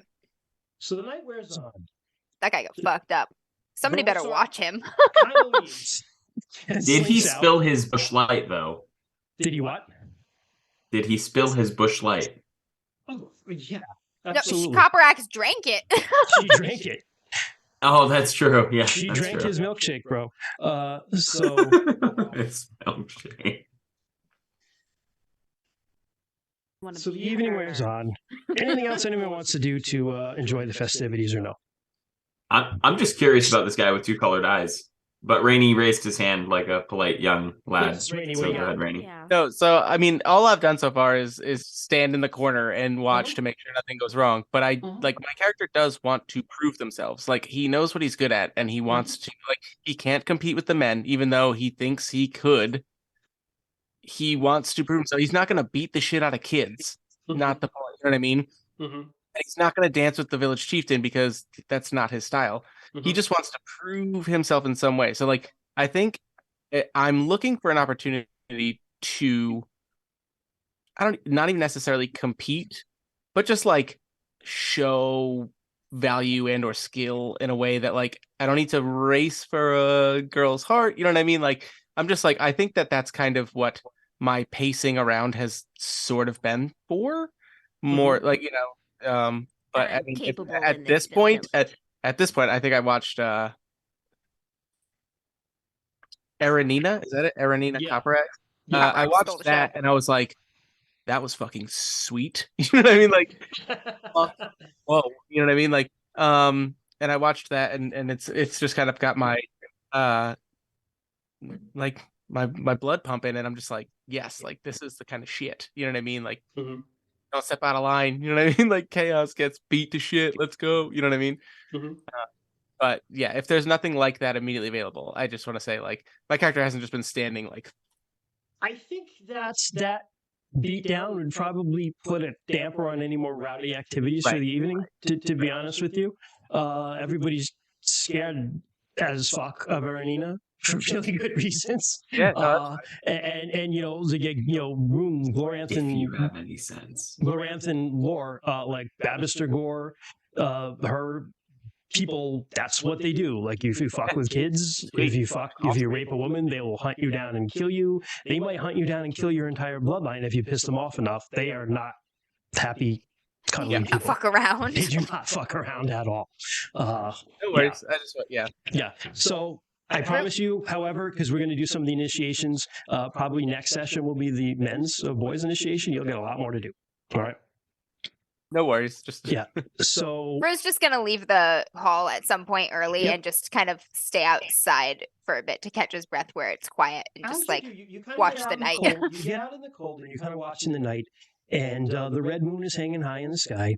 It's not a full moon, but it's waxing, and high up in the mountain passes, you hear wolves howling. Yep, just gonna hang out there for a while and listen. Anyone else have anything they want to do with the night? Before we move on to Orisa's deal. I was interested to talk to this man with two different colored eyes. Keladin? Sure. He plays some music and then he starts drinking very heavily. Hey. Perfect time to talk to him. Shots. I say, you sing very well, and you knew this because you've grown up with him. So, then never mind. If this is someone I've already talked to in a weird, creepy way, I'll refrain from doing so now. With him, yeah. All right. You've been creepy to everyone here. Yeah. I mean, you can go be creepy to him again, but no, that's okay. I think he knows. I just wink at him. I just give him one of the, and he just replays a conversation we've had many times. He just like raises a glass of mead and just downs it so fast that like it rolls out over his mustache, like down the front of his shirt, and gets it all wet and everything. He does. Keladin doesn't give a fuck. I love that. So the evening wears on, the party ends, everybody eventually goes home, and Orisa, you're still just not feeling well, and it's getting worse. And the next morning you get up and you start going about your duties as usual at White Bark, but the blood comes. And your grandma who's still alive, right? Yep, she lives with her. Her and her sisters live with their grandmother and their aunt. They recognize her right away, and they're like, no more duties for you today, dear. And they separate you from all the men and the boys. And you're given a tea to drink. It's a very bitter tea. And it almost makes being awake feel like dreaming. And you kind of rest for the rest of the day, and they keep giving you just glasses of this tea here and there. And eventually, you drift off to sleep. And what we're going to do now, I just want to stop and talk as Christian, the DM here. We're doing an initiation ritual. This is the female adult rituals that women go through to become a woman in the Harborn clan.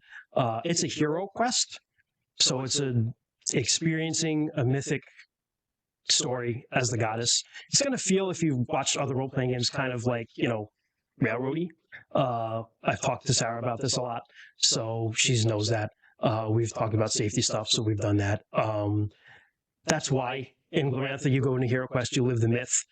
You'll be seeing a lot more of that as we go, but it's going to feel a little weirder than typical role-playing stuff because there's not as much call and response in it. And I also say, Bryn, you've already gone through this, so there are parts where you mark things that you roll against them. Feel free to play along and just, think what Bryn would have done because there are changes to your stats that can hypothetically come from this, okay? Okay, cool. So you fall asleep, and sometime deep, deep in the night, you're woken up, and there are women standing over you, and they're wearing veils, and they're wrapped in the white shawls that women are wrapped in when they die, and they're taken into the Riddle to be buried. And one of them reaches down, she touches you, and she says, "You must come with us, my dear." Would I have context for this? You know that there's women go off to be initiated when they have the first period, but that's all you really know. Okay. Nobody talks about it. What happens? Okay. All right. So she's going to trust the system because she knows her grandmother would not let people in the house that were there to hurt her or the girls. Sure. So that you go with them, and it is the dead of the night, and it is a cold, cold spring night. But you walked up there. They don't even give you a chance to really get dressed. Just like your night shift that you're wearing, come on, you're coming with us. And so they walk you to the Riddle in a procession with torches. And when you get there, Morganeth is standing in front of the Riddle. She's wrapped also in the white shawl. And she's the what's the word you want to have? She has a cloth over her head with fringes, again, covering her eyes. She's standing right in front of the Riddle, and you see Liv there as well. And they take you right in front of her. And the other women just, you must take this off. They undress you. So you're just standing there naked in front of Morganeth. And she looks at you and she goes, "We must go inside." Context here. The only people who go inside the Riddle are the women they bury.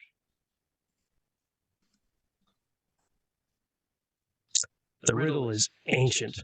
The Riddle is magic. It dates back to the Green Age, which is the age when the gods first walked on the earth and populated it with people and plants and things like that. They used the runes to do that. No fire burns in the Riddle. No light will shine in the Riddle. And she sees the expression you have on your face right now, the fear, and she goes, "No, darling, we must go in here." And she touches your head.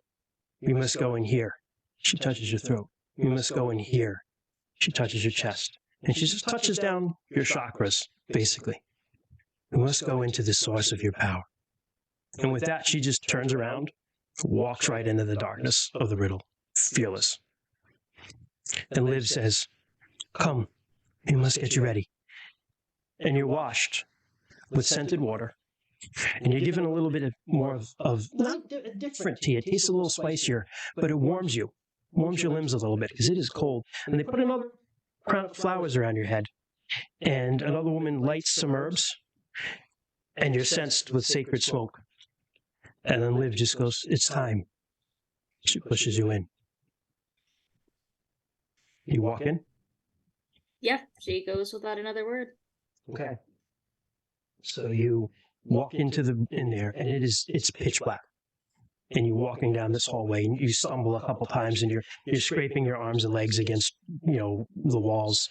And every once in a while, you hear these like strange whispers or echoes, but they always sound like they're far, far away. And once something very cold and wispy just brushes against your skin. Do you have a fear passion by any chance as a character? She does. What is your fear? Melia and the disease that she brings. Roll against your fear passion. So Want to roll over it. Want to roll over it. Okay. To beat it. Okay, and let me double check because I think this was one of the ones I upped to. Yeah, so it's at 70. Okay. This is a deathly fear for her. I rolled a 62, so if I had not upped it, I would have been fine. But I said, no, this is the character! Okay. So you are wandering down this hallway, and you're alone in the dark with your thoughts. And you feel as you're walking, you can kind of tell that it's curving to the left, or to the right, actually. I'm sorry. You're curving down, you feel. But your thoughts get the better of you, and all you can think of is your parents, and you're losing them. You watched them die when they came back. You watched them waste away to nothing and die. And now that sickness is in you too. And one day it's going to take you over and you're going to waste away and die too. And you panic. You panic. You start hyperventilating in the dark, but you don't know which way you came. You don't know which way you go. You think you know the way forward, and that's the only way you can take. And you see ahead of you just the tiniest blink of green emerald light. And so you follow it, you run towards it, and you trip a couple times and you fall, but you get there eventually and you find Morganeth standing. There's another square arch, and she's standing just in front of it. And you just run almost into her arms because you're so panicked, and she catches you. She catches you. And she puts her hand on your face, and she just holds you for a minute. And she goes, calm. Calm, my dear. It's okay. The fear gets to all of us when we're alone in the dark. But we must go on. 5 souls are going to awaken in you. 5 senses, 5 elements, 5 seasons to the year. Without these gifts, without the gifts these souls bestow you, you will never be a true woman. So you must go forth. The souls are going to come to you in the form of young gods, or lovers, partners, sons, brothers.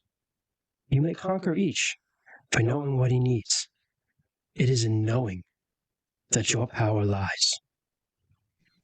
Remember your tales. You will walk in the footsteps of the goddess. Do as she does, and you will come across safely. And she just kind of gestures to the door behind her. What do? She doesn't say anything because she doesn't really know what to say and really hasn't said anything through this whole thing. Not that she's a talkative person in the first place. She just kind of looks at Morganeth for a second and then just goes. You walk in to the darkness, and there's still a light. It's illuminating it deep down. This perfectly smooth hallway spirals down into the right, and there's an emerald light down there. So you walk down there, and even though the tea warmed you, you're still naked with flowers on your head, but it feels warmer as you're walking down here than the cold you were walking through. And eventually you feel grass beneath your feet, and a sweet, warm wind picks up, and you hear the buzzing of songs of birds and the buzzing of insects, and you walk into this cavern. It's so massive you're not even sure it's a cavern because you see in it White Bark Steed. You see your steed. And you walk towards it, and you see someone by the river. And she looks up. What did your mother look like?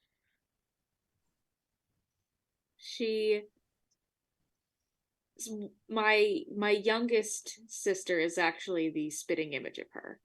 She had long, beautiful black hair that she had in these 2 like perfectly even thick braids, medium kind of tanned skin. She was always out in the sun, always doing something, going somewhere. Average height around Orisa's height, on the hardier end for body wise. She was, she's lived a good life until, and this is what she looked like when she came back before disease took her. Sure. So you see your mom, pale and healthy, and just as you remember her, happy. And she looks up and she sees you, and she goes, Orisa? Orisa, you've come. And she jumps up and she just runs to you with open arms. She just runs straight for her. You just embrace in your steed. And she's like, come. And she drags you by the hand to the steed, and there are women there. And you don't know them, their names, but you know they're your grandmothers and your great-grandmothers and your aunts and your great-great-grandmothers and an entire line of the women of your family stretching all the way back to the beginning of time. And here they are in this steed, and they were all just so happy to see you. And they take you, and they're like, come, we have honey cakes, we have tea, come. And you sit, and you drink honey cakes, you drink tea, you eat honey cakes, and you laugh, and you sing, and you dance, and you're reunited with the women that have come before you. And it's so happy and so comforting and so warm there that you could stay there forever. But suddenly you're looking around, and you come to a realization: where are the men? And as soon as you realize that, there's a stream of water that just runs over your feet.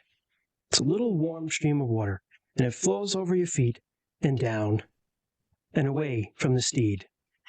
And you know you have to follow it.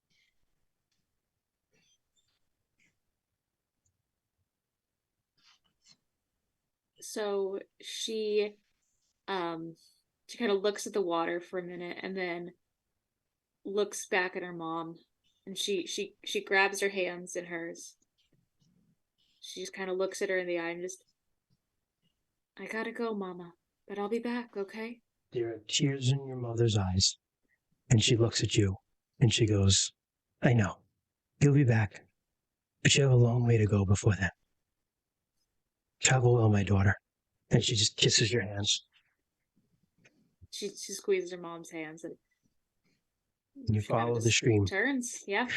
And you follow it down past hill and dale, forests and hollows, all the way down until it reaches the shore of this massive sea. And you're looking out across the sea, and in the middle of that sea is a mountain. And it is the biggest mountain you have ever imagined. You've seen Curlfin, Glore. And in Dragon Pass, there's a mountain called Curlfin. It's a sacred mountain. It's 13 kilometers high. That's higher than Mount Everest. It's literally just like, just a big cone like that, like a kid drew a mountain. This mountain's bigger than that. It stretches all the way up to the dome of the sky. Huge mountain. And you know, standing there at the edge of the land where the ocean meets the sea by this stream, you have to get to that mountain. And just as you think that thought, a wave crests up out of the water. It looks like it's going to hit you. Just as it stands there, it washes away before it can hit you. And standing there in the water, sea green skin, hair, braided beard, deep green, eyes blue, the color of very deep blue water, is a really beautiful man. And he's just looking at you. And you're looking back at him. And you realize you're both really naked, and he is very good looking. And he looks at you, and he says, where are you going, O woman of Earth? For you have reached the edge of your domain and the beginning of mine. I go to the mountain. He looks at the mountain, and he looks back at you. And he goes, I could bear you across the waves, woman of Earth. I could carry you for eternity and never tire. Yet, what would I receive for my labors? What is it you search for? You I desire, O beautiful woman of Earth. Lie with me, and the tides of your blood will forever carry the secrets of life and death.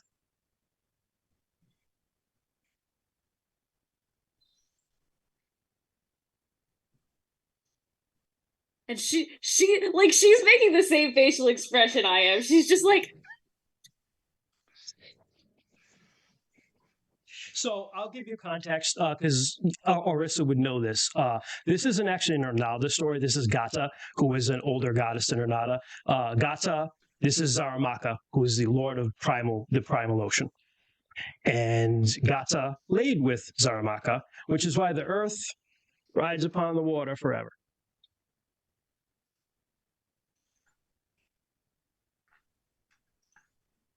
But you can find another way across if you want. This is still Orisa's story.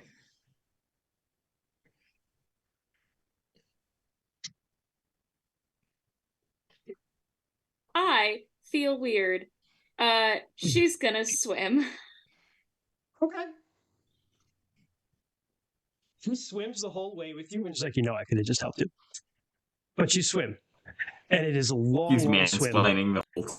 Yeah, he's mansplaining how to swim the whole way. And but you get there eventually. She has 4 little sisters. She knows how to tune people out. You're a goddess, so you can swim. You swim there. And you get to the shore, and he says goodbye to you. He basically goes, if you ever feel like swimming again, let me know. But you're like, whatever, loser. And you're at the base of the mountain. Check your water rune. Just make a check next to it. You're going to be able to roll to increase that if you want. Your sexual That's hilarious. soul I have nothing in my water rune. Your sexual soul has awakened. My most ace character I've ever played. Let's go, boys. It's all good. It's all good. It's all good. So you're at the base of the mountain. And it's even bigger when you're like straight up against it. So you look up and you see there's a path winding up. Did you start taking it? Yeah. Nowhere else to go. So you start climbing. And as you climb up, you're just looking up at this mountain. You're like, it is huge. You see griffins like flying overhead way, way high up. And everything in the air becomes hot and dry. And there's almost like a radiance in the air.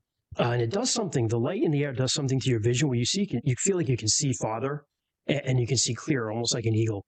And you climb up and eventually you come to like a flat plateau. And on that plateau, in the distance, you see a young man. He's got like greenish skin, like spring, like a shoot, the first shoots of spring, first grass shoots of spring. And he's got flowers in his hair, and he's got wild hair that kind of sticks in all directions. And he's got a satchel on, and he's kind of walking back and forth, and he's taking things out of the satchel and throwing seeds on the ground. And he sees you from far away, and he's like, hello. And he kind of runs over to you. And he goes, hello, I'm Famil. Who are you? I'm Orisa. What are you doing? Oh, I cast my seeds to and fro, but nothing will grow. The ground will not yield anything.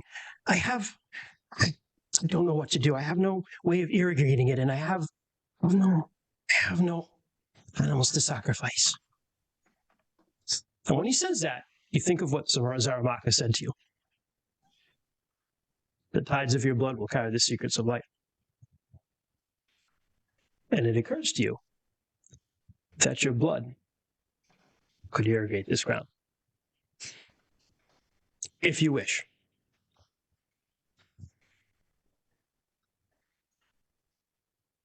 She kind of shifts uncomfortably for a second and kind of looks at her arms. And in the way they look, do they look like how she would look if she were healthy, or do they look like her sickly your arms? Arms are actually very brown and healthy looking.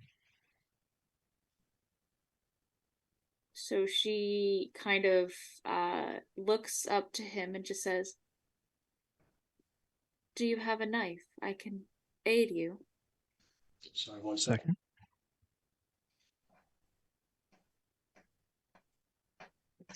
He goes, "Oh, yes," and he hands you a knife. So she will walk over to where some of the crops are. Mm-hmm. And just make an incision. You bleed. And as soon as your blood hits the soil, the earth becomes dark and rich and fertile. And he's just like, yes, life giver. I promise forever. The secret of the seed will be you. I entrust all my seeds to you that it may grow. And the plants just bloom on this plateau. And he's like, are you going to the top? I am, yes. I will walk you there. And he walks you up the mountain. And as you walk, the mountain becomes lush with trees and flowers and ferns. And looking out, you can see down off the mountain, even far away, because you've got this enhanced vision. You can see the world, and the world is just growing greener as you walk. check your fire rune. Your sacrificial soul has awakened. This is the other one I have 0 in.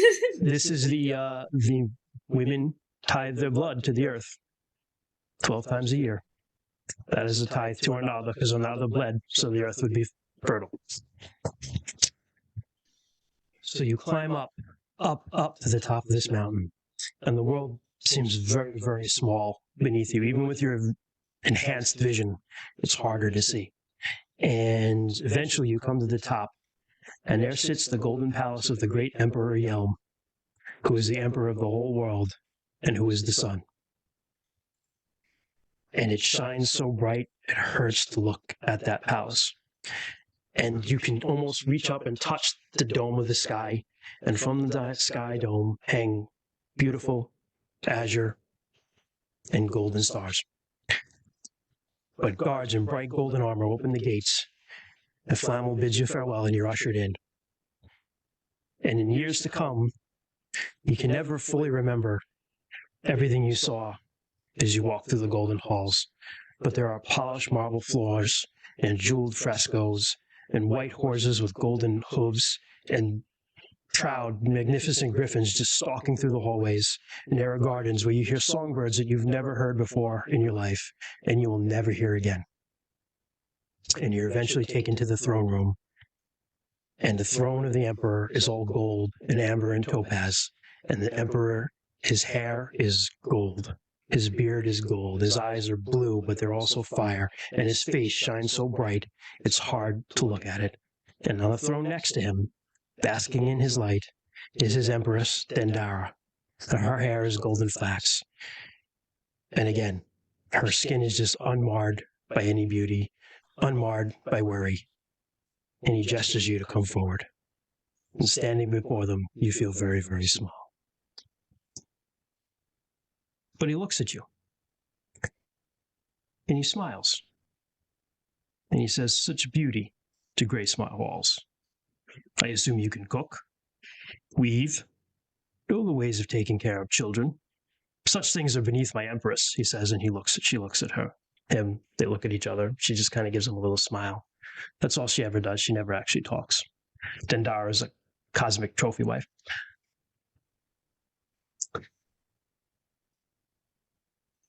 Go to my loom house. Be the mistress of it. All will know that you have my favor. And so you go to the loom house, and you meet some other women. They become your handmaidens. And you begin weaving clothes. Do you have a weaving skill by any chance, like craft weaving?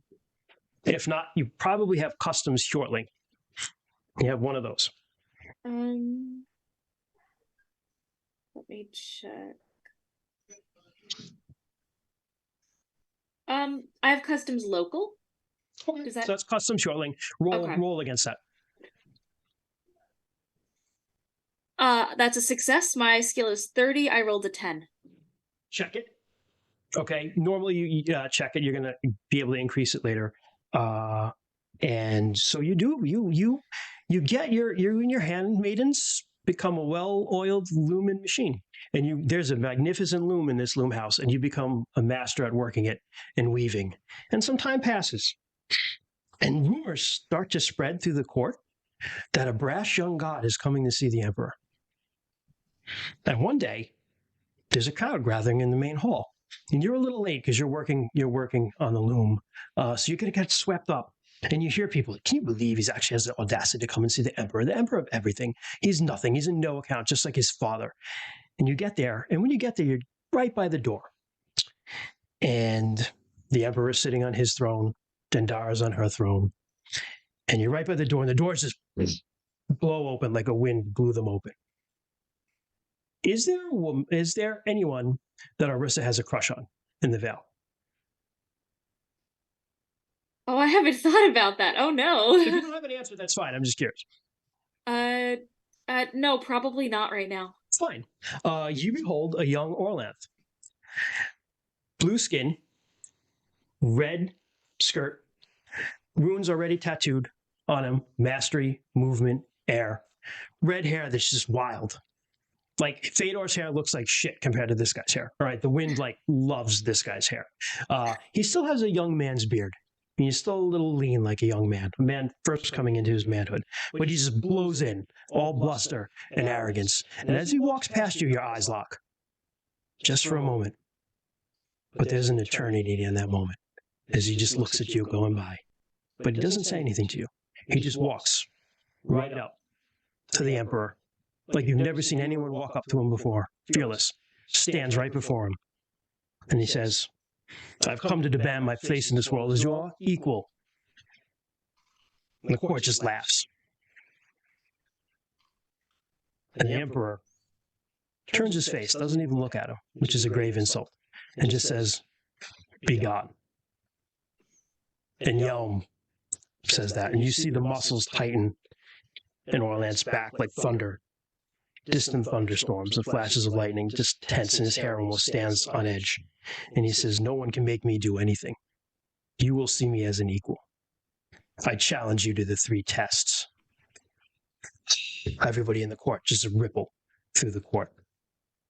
And the Emperor just smiles. But everybody knows that sacred law, he cannot deny the 3 tests. So the court, the floor is cleared, and 294 judges are assembled. And they all await the first contest, which is a contest of dance.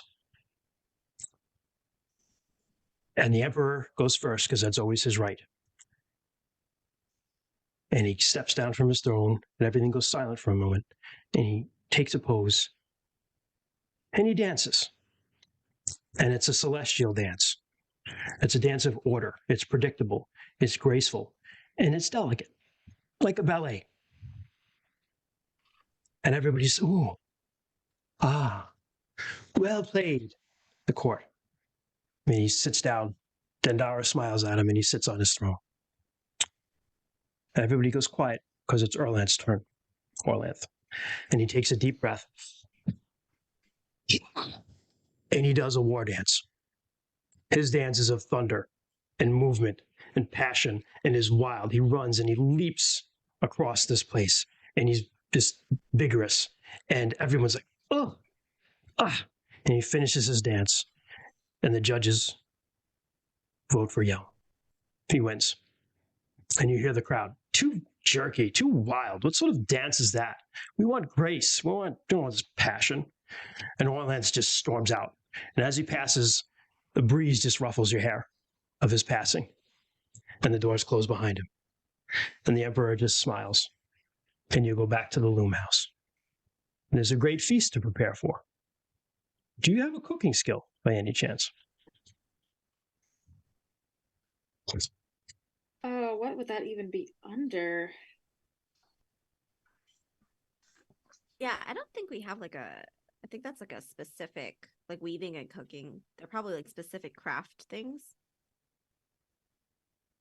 Yeah, I don't have anything like that. I don't know what that would be. Yeah, I don't think we do. Under. We also still don't have a lot of our skills, right? That's like our future adult skills. It's okay. Prepare corpse can substitute for cooking. That's true. I think we got like a craft. I don't know if we can specify like what that craft is. I don't even have a craft. Oh, you don't have a craft. Okay. Or if I do, I don't have anything noted. Okay. So run again, custom shortling is fine. You can roll it again. Okay. Yep. I can do that. Yeah.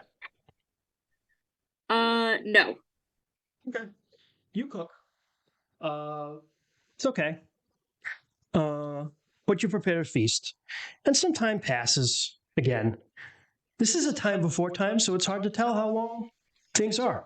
But eventually, the buzz gathers in the court again. And the upstart's coming back. It's time for the second contest. Are you excited this time? I think she's nervous. So you're nervous. Nervous for who? Yes. like there's this overwhelming tension in the air.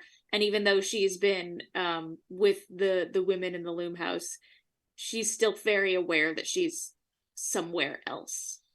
And she doesn't know what's going to happen. Okay. So you get there, and again, you're right by the doors again. And the court is pre-cleared this time, the floor. The 294 judges are already there. Dendara's on her throne, just looking meek and compliant and nice. Yelm is next to her, just shining like the sun he is. And the doors again, just blow in, and Orlanth blows in with them. And this time he's a man. He's got a beard, full beard now, with some silver ornaments in it. And he's cocky. And he just walks in. Doesn't necessarily look at you this time, but he walks right in front of the Emperor.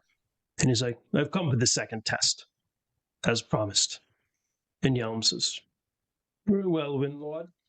And he gets down, because it's his turn to go first. As usual, it's always the Emperor's right to go first. And this is a contest of magic. And so Yelm, deep breath, and he begins his magic. And celestial bodies just appear, and they move around. And there's a pattern to them. And there's almost music that goes with it, because his magic is the magic of existence. It's the magic of being. It's the magic that makes stars shine in the heavens. It's the magic that gives the earth form below. And again, it's predictable. It's ordered. It's on time. It always does what it's supposed to do. And the court again. Massively done, sire. And he finishes. And he goes back and he sits on his throne, and Dendara gives him a nice smile, and he smiles back. And everybody gets quiet, because it's Orlanth's turn. And Orlanth begins his magic. It blows through like a wind and a storm, because his magic is the magic of change. It is the magic of growth. It is the magic of new ways and new wonders, and the court hates it. But it flashes through the place. And they, again, the judges rule for Yelm. And you hear them. Becoming is too much of a new thing. Being is eternal. And he just smiles. Yelm just smiles at Orlanth, this smug smile. And Orlanth turns, and he walks off, and you can see in his eyes just lightning and fire. It's fierce in his eyes. But he does see you as you walk out. And if you wish, you have a moment if you want to say something to him. She still, very just like awkward and demure, but feels a little more confidence being in, her more healthy self. And just very quietly says, I thought it was beautiful. He smiles at you. And he nods. And he rushes past. And again, that wind seems to follow and blows your hair as it goes past, and the doors close behind him. Time goes on again, and you go back to the loom house. There's been some fighting, and some of the Emperor's soldiers are wounded, and you have to take care of them. I know you have a first aid skill. Yeah. Roll against that. It's okay. So 45. Right. I rolled a 45. What does this mean? You succeed. Check it. Okay. Check it. And the role I care about. You find a groove here. You find a groove here. Do I here. check off the thing? Check your skill, because you're going to have a chance to increase it later. Yes. Okay.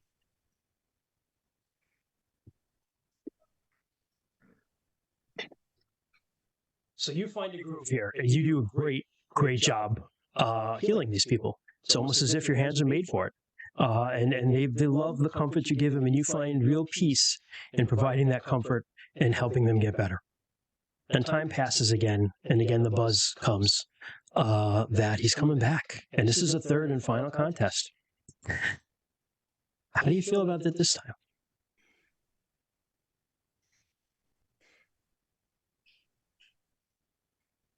Just a little uncertain Okay. of where her own feelings lie, I guess. Sure. So again, everybody settles into the court. Again, the 294 judges are there. And again, you're by the door. And you're there to see Orlanth. Man knows how to make an entrance. Just blows right in. And everybody kind of jeers him when he walks in. He doesn't give a shit. He just looks at them, stares them down. And he walks right up to the Emperor and he stands behind him. And this is a contest of harmony in music. And so the Emperor has a celestial harp. And he gets down off his throne and he takes the harp and he begins to play it. And it's this beautiful celestial court music. And it's kind of dull. And everybody's like, oh, the classics. Oh, I remember that one from so long ago. And he completes his song. Servants take the harp away. Then Dara gives her smile, and he sits down next to her again. And Orlanth gets out bagpipes. And when he gets out bagpipes, he makes eye contact with you, and he winks. And he's got this mischievous little smile on his face. And all of a sudden, he makes this stupid face, and he starts blowing into the bagpipes.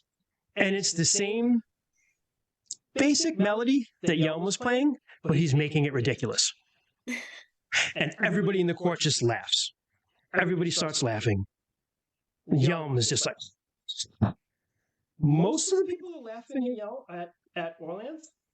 Some of them are laughing at Yelm with Orlanth, because you realize he did this on purpose. And beside yourself, you find yourself laughing at Yelm. And of course, the judges rule against Orlanth. They rule for Yelm. How could you even call that music? It was ridiculous, jumping and blowing about. But Orlanth seems okay with that. On his way to leave, he walks right up to you, actually. And he says to you, your laughter is the most beautiful music here. Share it with me and I would take you wherever you want to go.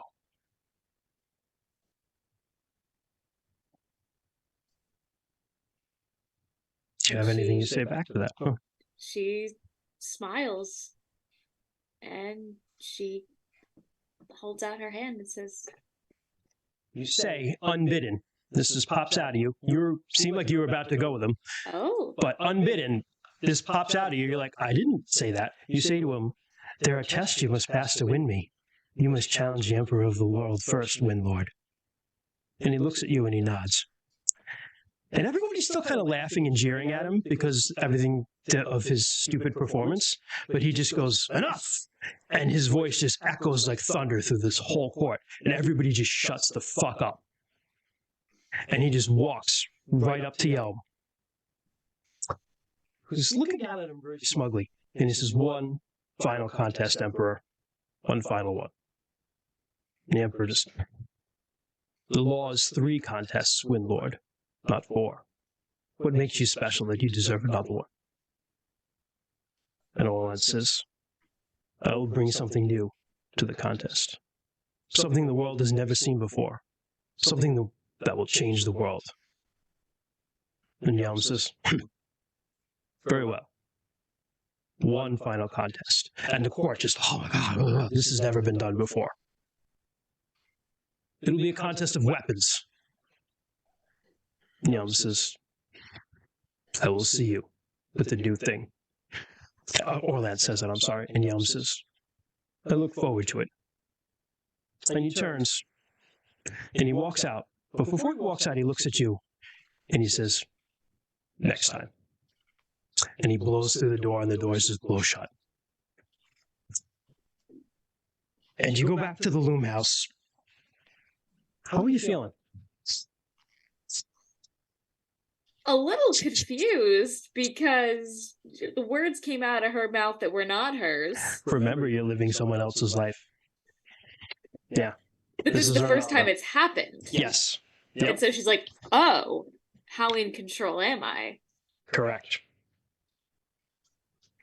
So time passes again in the loom house, but you just find there's no roll to be made here. You can't concentrate because all you're thinking of is the upcoming contest. And again, the buzz comes through that he's coming back. He's got this new thing, whatever it is. And the judges are there. The hall is cleared. Dendara's on her throne. Yelm is there looking like a smug motherfucker. And the doors just blow open. And Orlanth walks in, and people were getting ready to laugh and jeer at him. They're not laughing when they see him. And he just is all business. He walks in, and he seems very, very confident. But so does Yelm. And he just stands before the Emperor, and he goes, "You first." And so Yelm gets down off his throne, and he takes a golden bow. And he shoots 4 perfect arrows of light. 1 to the north, 1 to the south, 1 to the east, 1 to the west. And they fly all the way to the edge of creation. And he just puts the bow down, and he walks, and he stands right before Orlanth, looking smug as anything, and he says to him, "As far as my arrows fly, there lies my dominion over the world. Tell me, little rebel god, what is that there is new and not under Yelm's rule?" And Orlanth smiles when he says that. And you're watching this, and it's not a pleasant smile. It's a cruel smile. And there's darkness in his eyes.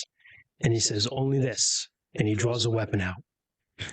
And it drinks in the light of the golden throne. Because it is blackness. It is fear. It is sorrow. It is death. And it flashes out. And Orisa, in the years after this, as you live, there are many, many things you forget about this experience. But one thing you never, ever forget is the look on Yelm's face as his severed head falls to the ground. And the court gasps. And when his head hits the marble, the white marble cracks, and Yelm's soul flees screaming to the west and to hell. Everything just goes chaos. And the next thing you remember, you're in the loom house and you're packing. And one of your handmaids is like, "Everything's packed as you ordered, ma'am. But the loom, it is too big. We cannot fit it." And the doors blow open. And Orlanth comes in. He's still carrying the sword death. And he's got soldiers with him now. Because some people took his side. There's been fighting.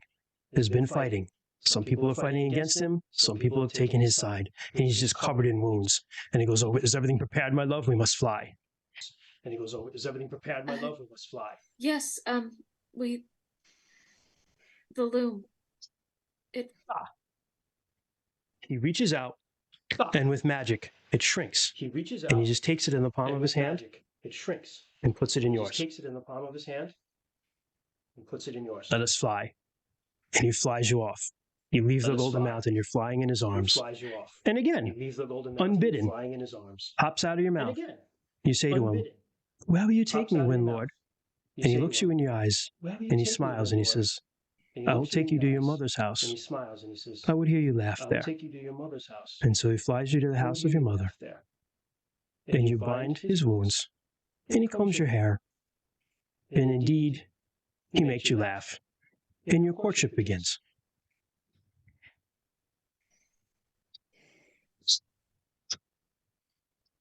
And now, memories kind of flood through your head, Orisa, and they feel like they're yours, but they're not yours. It's like you're remembering someone else's life. The world is just covered by storm and darkness. The gods of shadow have fled Yelm's light in the underworld, and now they're stalking the surface. Winter marches down from the north, and you see yourself with Orlanth, and you're his lover, his wife, his queen, mother of his children. But increasingly, you're the queen of an empty hall, because he is off fighting in wars, the war of the gods.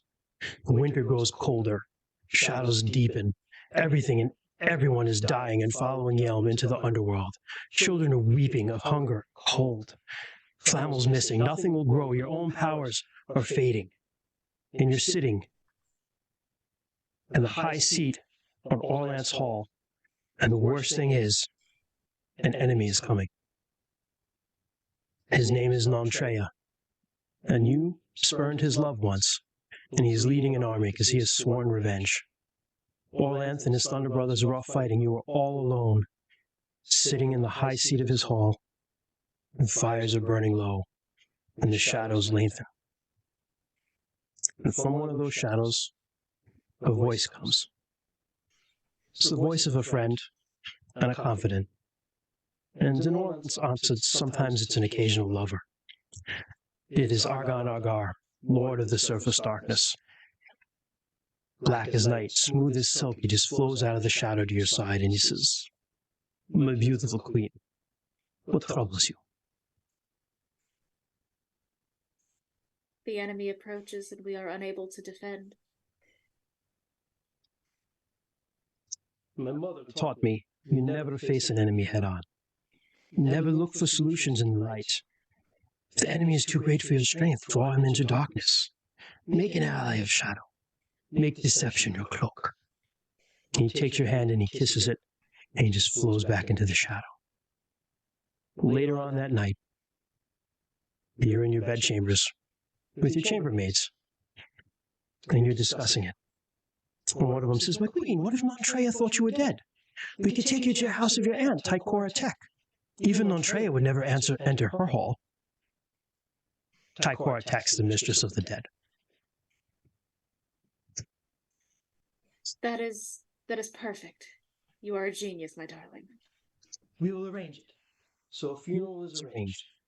You are wrapped in white sheets, you are veiled, you are put on a bier, you are carried out of Woman's Hall on the road to the house of your dread aunt. And on the road, an army approaches. And you hear your handmaiden, lie still, he comes, my mistress." "What is this?" "I'm afraid you're too late, my lord, she is dead." "I must see for myself." And you hear stalking. You can't see because you're veiled, but you hear something stalk right up to you.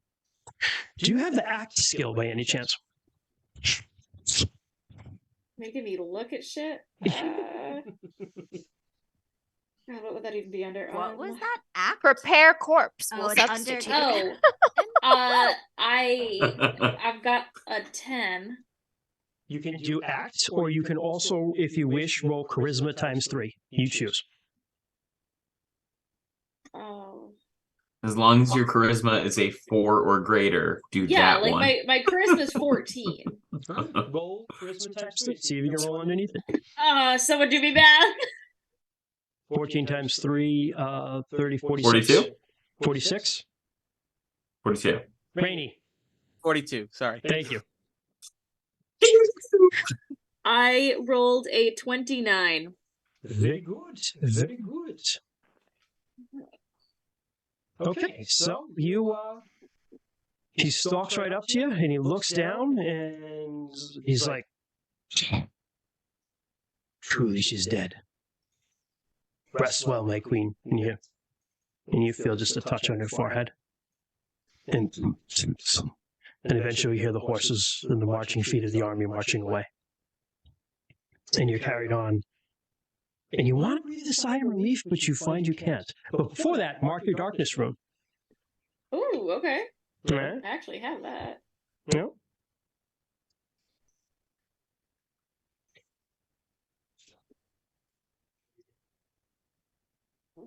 You want to breathe a sigh of relief, but you find you can't. And your limbs feel deathly cold, and your heart is not beating in your chest. You try to move, you try to scream, but you can't. And the procession carries you onward into the mouth of the Riddle, into a square black gate in the side of a mountain. And all of a sudden, you've been having these other memories, but all of Orisa's memories come back to you now. You are Orisa the Pale, you are from White Bark, and you went in here, and they sent you in here, and now you are dead. And they carry you down into the cold and the black, and you want to scream, but you cannot. And they lay you on a stone bier. And corpse light flickers around you, and you see Morganeth, you think. Draw back your veil. But is it Morganeth? Because her white eyes aren't even there. There's nothing in her eyes but black balefire, and her skin is drawn and tight and gray, and you can see where some of her cheek is rotted through, and you can see her teeth. And she leans over you, and she whispers in your hand, touches your face with a cold, cold hand, and she whispers at you, "Everyone fails. Everyone dies. This is how initiation must end. This is how everything ends." And she puts the veil back and she walks away. You hear her footsteps in the darkness, and you were there alone. And you do not know how long you lay in that darkness. All you know is that your fear and your anger give way to acceptance, and you know you release your life, you release your hopes, and you release your breath, until he comes back and pulls away your veil, and there's his face again, Orlanth. And he kisses you, and he breathes life back into you. And you can feel your limbs again, and you can move again. But just as quickly as you're there, he's gone. But you can move again. What do? She tries to find a way out. So you stand, and your legs are a little numb, so you kind of unsteady on your feet a little bit. But you start walking, and you look around, and you're in a round oval room, and there are stone biers all around you, and there are recesses in the walls, and laid on all of them are wrapped bodies of women, the dead who have been brought in here. But you see a light down the hallway. You start following it. So you follow the light, and as you walk, your feet are unsteady for a bit, but the numbness leaves it, and you can walk again, and you gain strength as you go, and you enter into this huge chamber, huge, and it's illuminated by a soft light, and the light that's illuminating is Yelm, or at least a small version of Yelm, the sun, hanging in the room, and next to it is Orlanth's ring, an orange-green star surrounded by 7 orange stars. And the floors are smooth black, and the walls are smooth black, and there are gemstones set of them that could be stars. And in the center of that room is a tremendous loom. And sitting at the loom, bare-breasted, green-skinned, wearing nothing but a white skirt, long, flowing auburn hair, jewels, anklets on wrists, jewels on her wrists, bracelets on her wrist, anklets, flowing auburn hair, snake tattoos around each arm that end with the head of the snake at the end of it. Weaving in the loom is Ernalda. Silk is coming from somewhere, and her handmaidens are gathering it, and they're giving it to her, and she's weaving in the loom. And she looks at you. She smiles. She goes, "You know, we could use another pair of hands."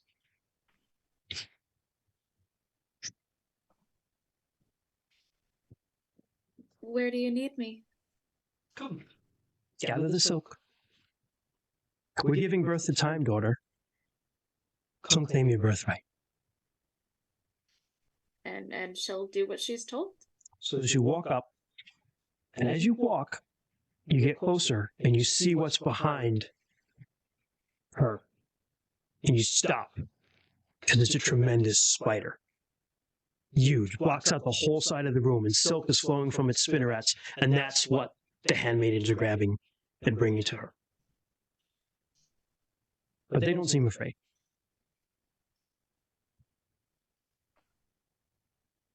Do you help? If they're not scared, then neither is Orisa. She will Okay. go. So you approach, and you begin to gather the silk and feed it to the loom. And as you do, you start to feel weaker. And you look down, and your arms, where they're beautiful and brown, they look pale again, thin. You see some spots on the back of your hands. You're weakening, wasting away, like your mother did. And the silk, it's easy at first, a couple trips, but it starts to stick to you and wrap around you. Handmaidens and Ronaldo don't seem to care. Ronaldo just talks. This is the 5th and final soul, daughter. The soul of life is the greatest of your powers. The silk now is wrapping around your legs. You're too weak to get away from it. You fall. Nobody cares. Starting to cocoon you. You're trying to crawl away from it, but you can't. From the spider's silk and 5 ages of the gods, we wove the pattern that now binds the cosmos. It took 5 ages to birth the first sunrise, 5 ages to birth the first spring. It now takes 5 seasons to birth a child. And the life of a mortal files 5 great ages, from birth to death. Just as mortal kind inherited the cosmos from the gods, each generation inherits the world from the last. You create the future. Silk's wrapping now, it's almost to your face. Your arms are pinned. You can't get out. You came here to die, but your immortality lies in your power to weave the threads of life. You are the loom in which eternity is born. Silk's wrapping, it's getting in your mouth. You cannot scream. It wraps around your head. Last thing you hear before everything goes back, Ernalda, you are a woman. Mark your air room.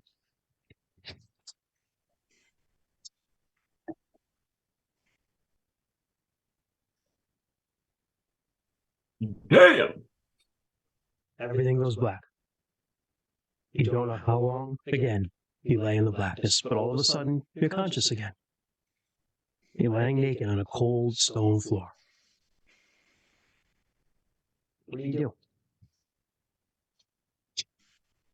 Can she move? Mm-hmm. There's no spider silk on her? Nope. Can she stand up? Shakily, you stand up, and you allow your senses to adjust to the room, and you're aware of something laying next to you.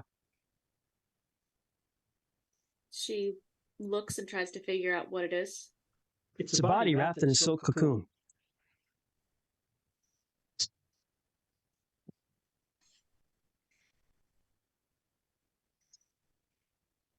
Casually. Yeah. She places her hand on it to try and feel a pulse. You have to tear away some of the silk, Okay. which you do. And it's your hand.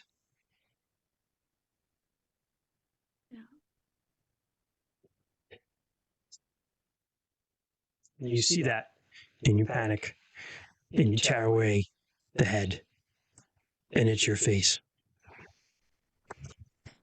From behind you, you feel a cold wind blow on you from behind, and you hear a voice behind you. That is the girl that was. She died, so you may become the women you are to be.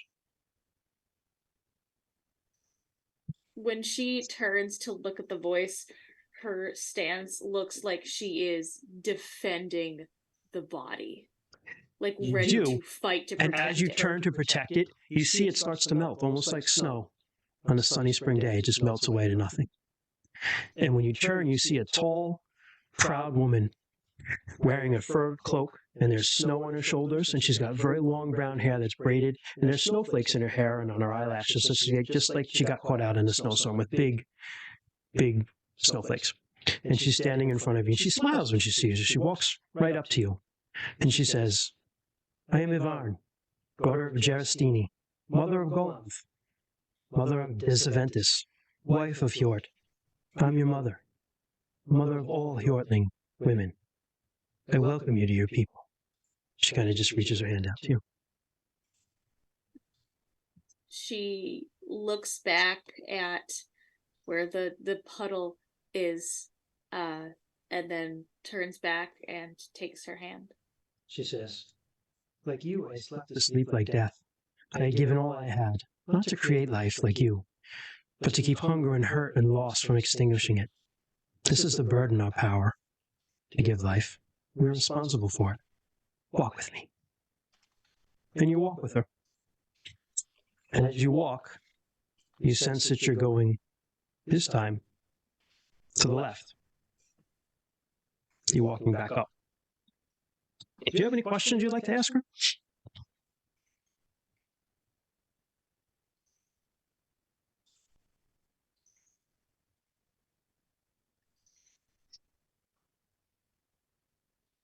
I don't know.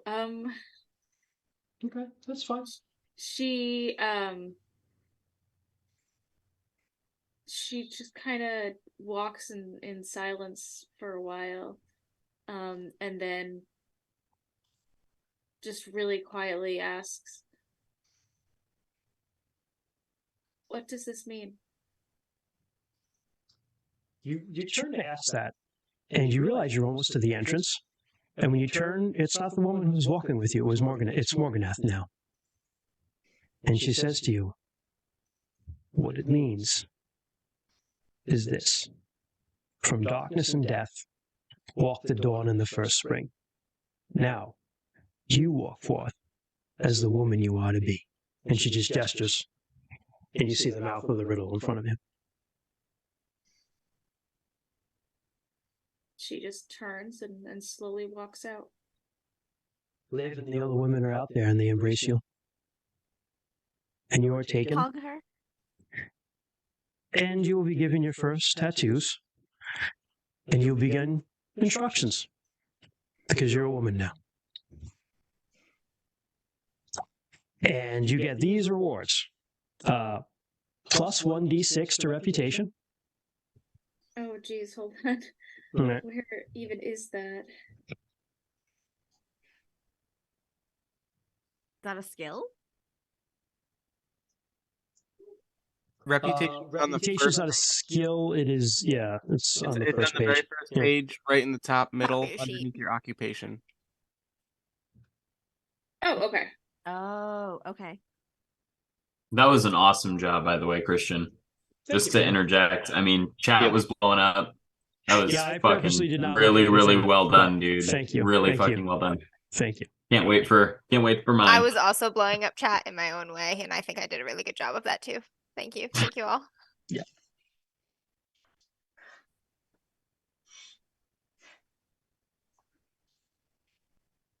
So yeah, plus 1d6 reputation if you got that. You got plus 1 to power or charisma, your choice. We all know where that's going with me. Straight into power, baby. It's actually the better choice probably for you. And then Yeah. plus 5 to 3 skills that were tested, 3 skills or runes that were tested in the riddle, your choice. And this is not counting the, like... Not counting the ones you get to roll. Yeah. Okay. Fucking triple down on cooking, bro. I will make the Crimson Bat a meal so fine. Duck flemme, anyone? Prepare corpse. Prepare soul. Sartar tartar, anyone? You were describing the body wrapped in silk, and I was like, prepare corpse. Prepare corpse. Put some Cholula on that burrito. So yeah, that's the you're a woman. You're a woman now. She's like, why don't I feel great about it? And they're like, that's how They're you know you almost did it like- right. She They're like, just... yeah, it sucks. All I did was give and give. What's going on? Welcome, they're like, welcome Word. to this exclusive sisterhood. Welcome to the club, sucker. I will absolutely say that as soon as she gets a moment to just breathe, she will kind of try and slip away and find somewhere quiet and just vomit. Sure. Fair. Yes. Yeah. As she has basically had a death panic attack. Fair. And then she'll go back to the other women and act totally natural. You're already nailing it. You are. You're already fucking nailing it. She's Womanhood got right there. womanhood, yep. Vomit quietly where no one can see, then go back and smile. Yep. Well Yes. done. Oh God. So sad. Chad just said perfectly reasonable reaction. You think Liv probably knows what happened, but she's cool with it, and she just kind of gives you a wink and a hug. Yeah, that's fair. And that's that, guys. So we'll stop there. Oh, yeah. Applause. Sorry, guys. Other That was characters, amazing. Sorry you didn't get as much chance, but the women going alone. Next week, the guys get to go. They get to go as a group because y'all aren't as important. So This is going to be an absolute clown car on fire. That's going to be the men's initiation. We're going to be like, stepping on each other's faces, like falling down, just like absolute disasters. I cannot wait to relax in 2 weeks and just be in I chat. just say, like, everybody thank Sarah for being such a trooper. Yeah. I'm glad it was and- you and not me. I could not have done Yeah. that. Yeah. Sarah repped it all. Jess is like, fuck. I was like, I could not have done that. And well, Sarah and I went back and forth a lot too over the last week about like safety and stuff like that. So I mean, the only way you're going to be able to run Yeah. something like this is by a lot of communication up front. Yeah. Which we Yeah. did. So yeah, good job, Sarah. Everyone give Sarah a round of applause in chat. No, She no, deserves it. no. Yeah. Hey, so does She's like, all I did was give and give of myself and validate fragile men. And they're like, yes. Yeah. Dude Bravo, killed the sun bravo. and destroyed the world for you. I know. I was in the chat. I was like, I meant like take out the trash or make Yeah. me dinner, not murder the sun. I saw that and it was Murder hysterical. the sun, bro. But dude, he listen, he combed her hair and made her laugh. Like Your that laugh was is the most beautiful just- music. Let Be me honored kill if you this do legend. me. Will make me We- laugh then, funny boy. We need Yeah, to you know- we need to find a way to save these you fucking chats in the You Zoom, know dude. who else? It's, You know who else they're combed their hair terrible. and We made do me save laugh? all of them. My We do save mom. them. You're on the drive. Troy. Yeah, I people would just saved them stay all there. of them. Yeah, so yeah. Jess has them all, which is awesome. So fucking Yeah, I funny. think he Yeah, uploads yeah. them to the drive, so they're all up there. You Oh can. Christ, Oh, my fuck, shame is dude. there. Wait, It's so so Christian, fucking what does checking off these elementals do anything? So you have the same thing, plus 1d6 to reputation, plus 1 Yeah, to power or charisma. When we You checked can off roll. the You can roll elemental. to see if that goes up. So what you do is you roll. If you roll higher than it increases. higher than the number Higher I than have so. Let's say you have already a here. 50% in that rune. You need to roll a Yeah. 50 or higher to see if it increases. And if you roll, then you can increase. I think it's like 1d6, but I'm not sure off the top of my head. I'll get that to you. I cannot wait. Like this was very like difficult Personal. and dramatic and intense. And the men's is gonna be literally like a clown car that's on fire. Like that's literally what it's gonna be like watching. I just feel it already. The four of us chuckle fucks are just gonna be just fucking everything up. Like mean, Orlance, just fucking everything up. All the time. It's not like it's Orlando fucks up, but he means well. Okay, and he usually fixes it. I didn't okay? mean murder the son. He fixes like, it. All right. My He fixes bad. it. Oh fuck. Thought it would impress you. There's more Normally- history to that too. Why he killed him. Orland's father Umath had basically gone through the same thing, and like Yelm had been like, "Fuck off, dude." And, Yelma's kind of a dick. Yeah, Yeah, Yelm's a Yelm huge will- dick. So that was like Huge. kind of a lot of revenge Just on a wad. Orland's part for Dad too. Yeah. So I will also say I love that, with the exception of like Yelm's trophy wife, like all of the women were just like the most like supportive, wonderful people. yeah, there are characters. That's because they got a raw fucking deal. All of them. They look at each other Yeah. like, "We have a raw deal, man." Yeah. Yes, I we'll fucking read cook and make the- cloth. the book of Orleans, the book of mythology is like Dendara never speaks; she just smiles, and I was like, "Oh, I'm gonna run with that." Cosmic trophy wife. She's the cosmic trophy wife. Yeah, There bet you were, she's I not think real. Amber, And Yelm's too dense to realize it. she's AI. I think. She is an actual blow up doll. And Yeah, Yelm just just one has that no can do. idea. She's just A a real sex doll. Yep, real there it is. doll. Yeah. Yep, And Yelm yep. doesn't even know that she like literally is not alive. Because Yelm's an idiot. Yep. A dead idiot. Oh, yeah. that was good. But no, he's back. So I don't know what else we have to say. We'll be back in 2 weeks for more of this. Yep. I promise you the men's is gonna be a disaster. Tune in. I think you'll For more you'll of this be- tomfoolery. You'll be pleasantly surprised. Yeah. Rainy and No, fucking Kent don't stand Not a the chance, ordeal bro, against itself. the Bliss bot. The men inside of the ordeal. We will be a Yeah. disaster. I Yeah, that's promise. probably true. That's probably true. Ken, So- you gotta hold so- these I don't know. boys together. Normally, I can only do my best. Not gonna make it. Kent, I'm with you. I mean, normally I would be all for, even with my nerdy characters, I'd be all for shenanigans just happening. But I think that like I'm trying to play this character, like he's a serious kid. Like The harder you try to play serious, the more it is bound to backfire.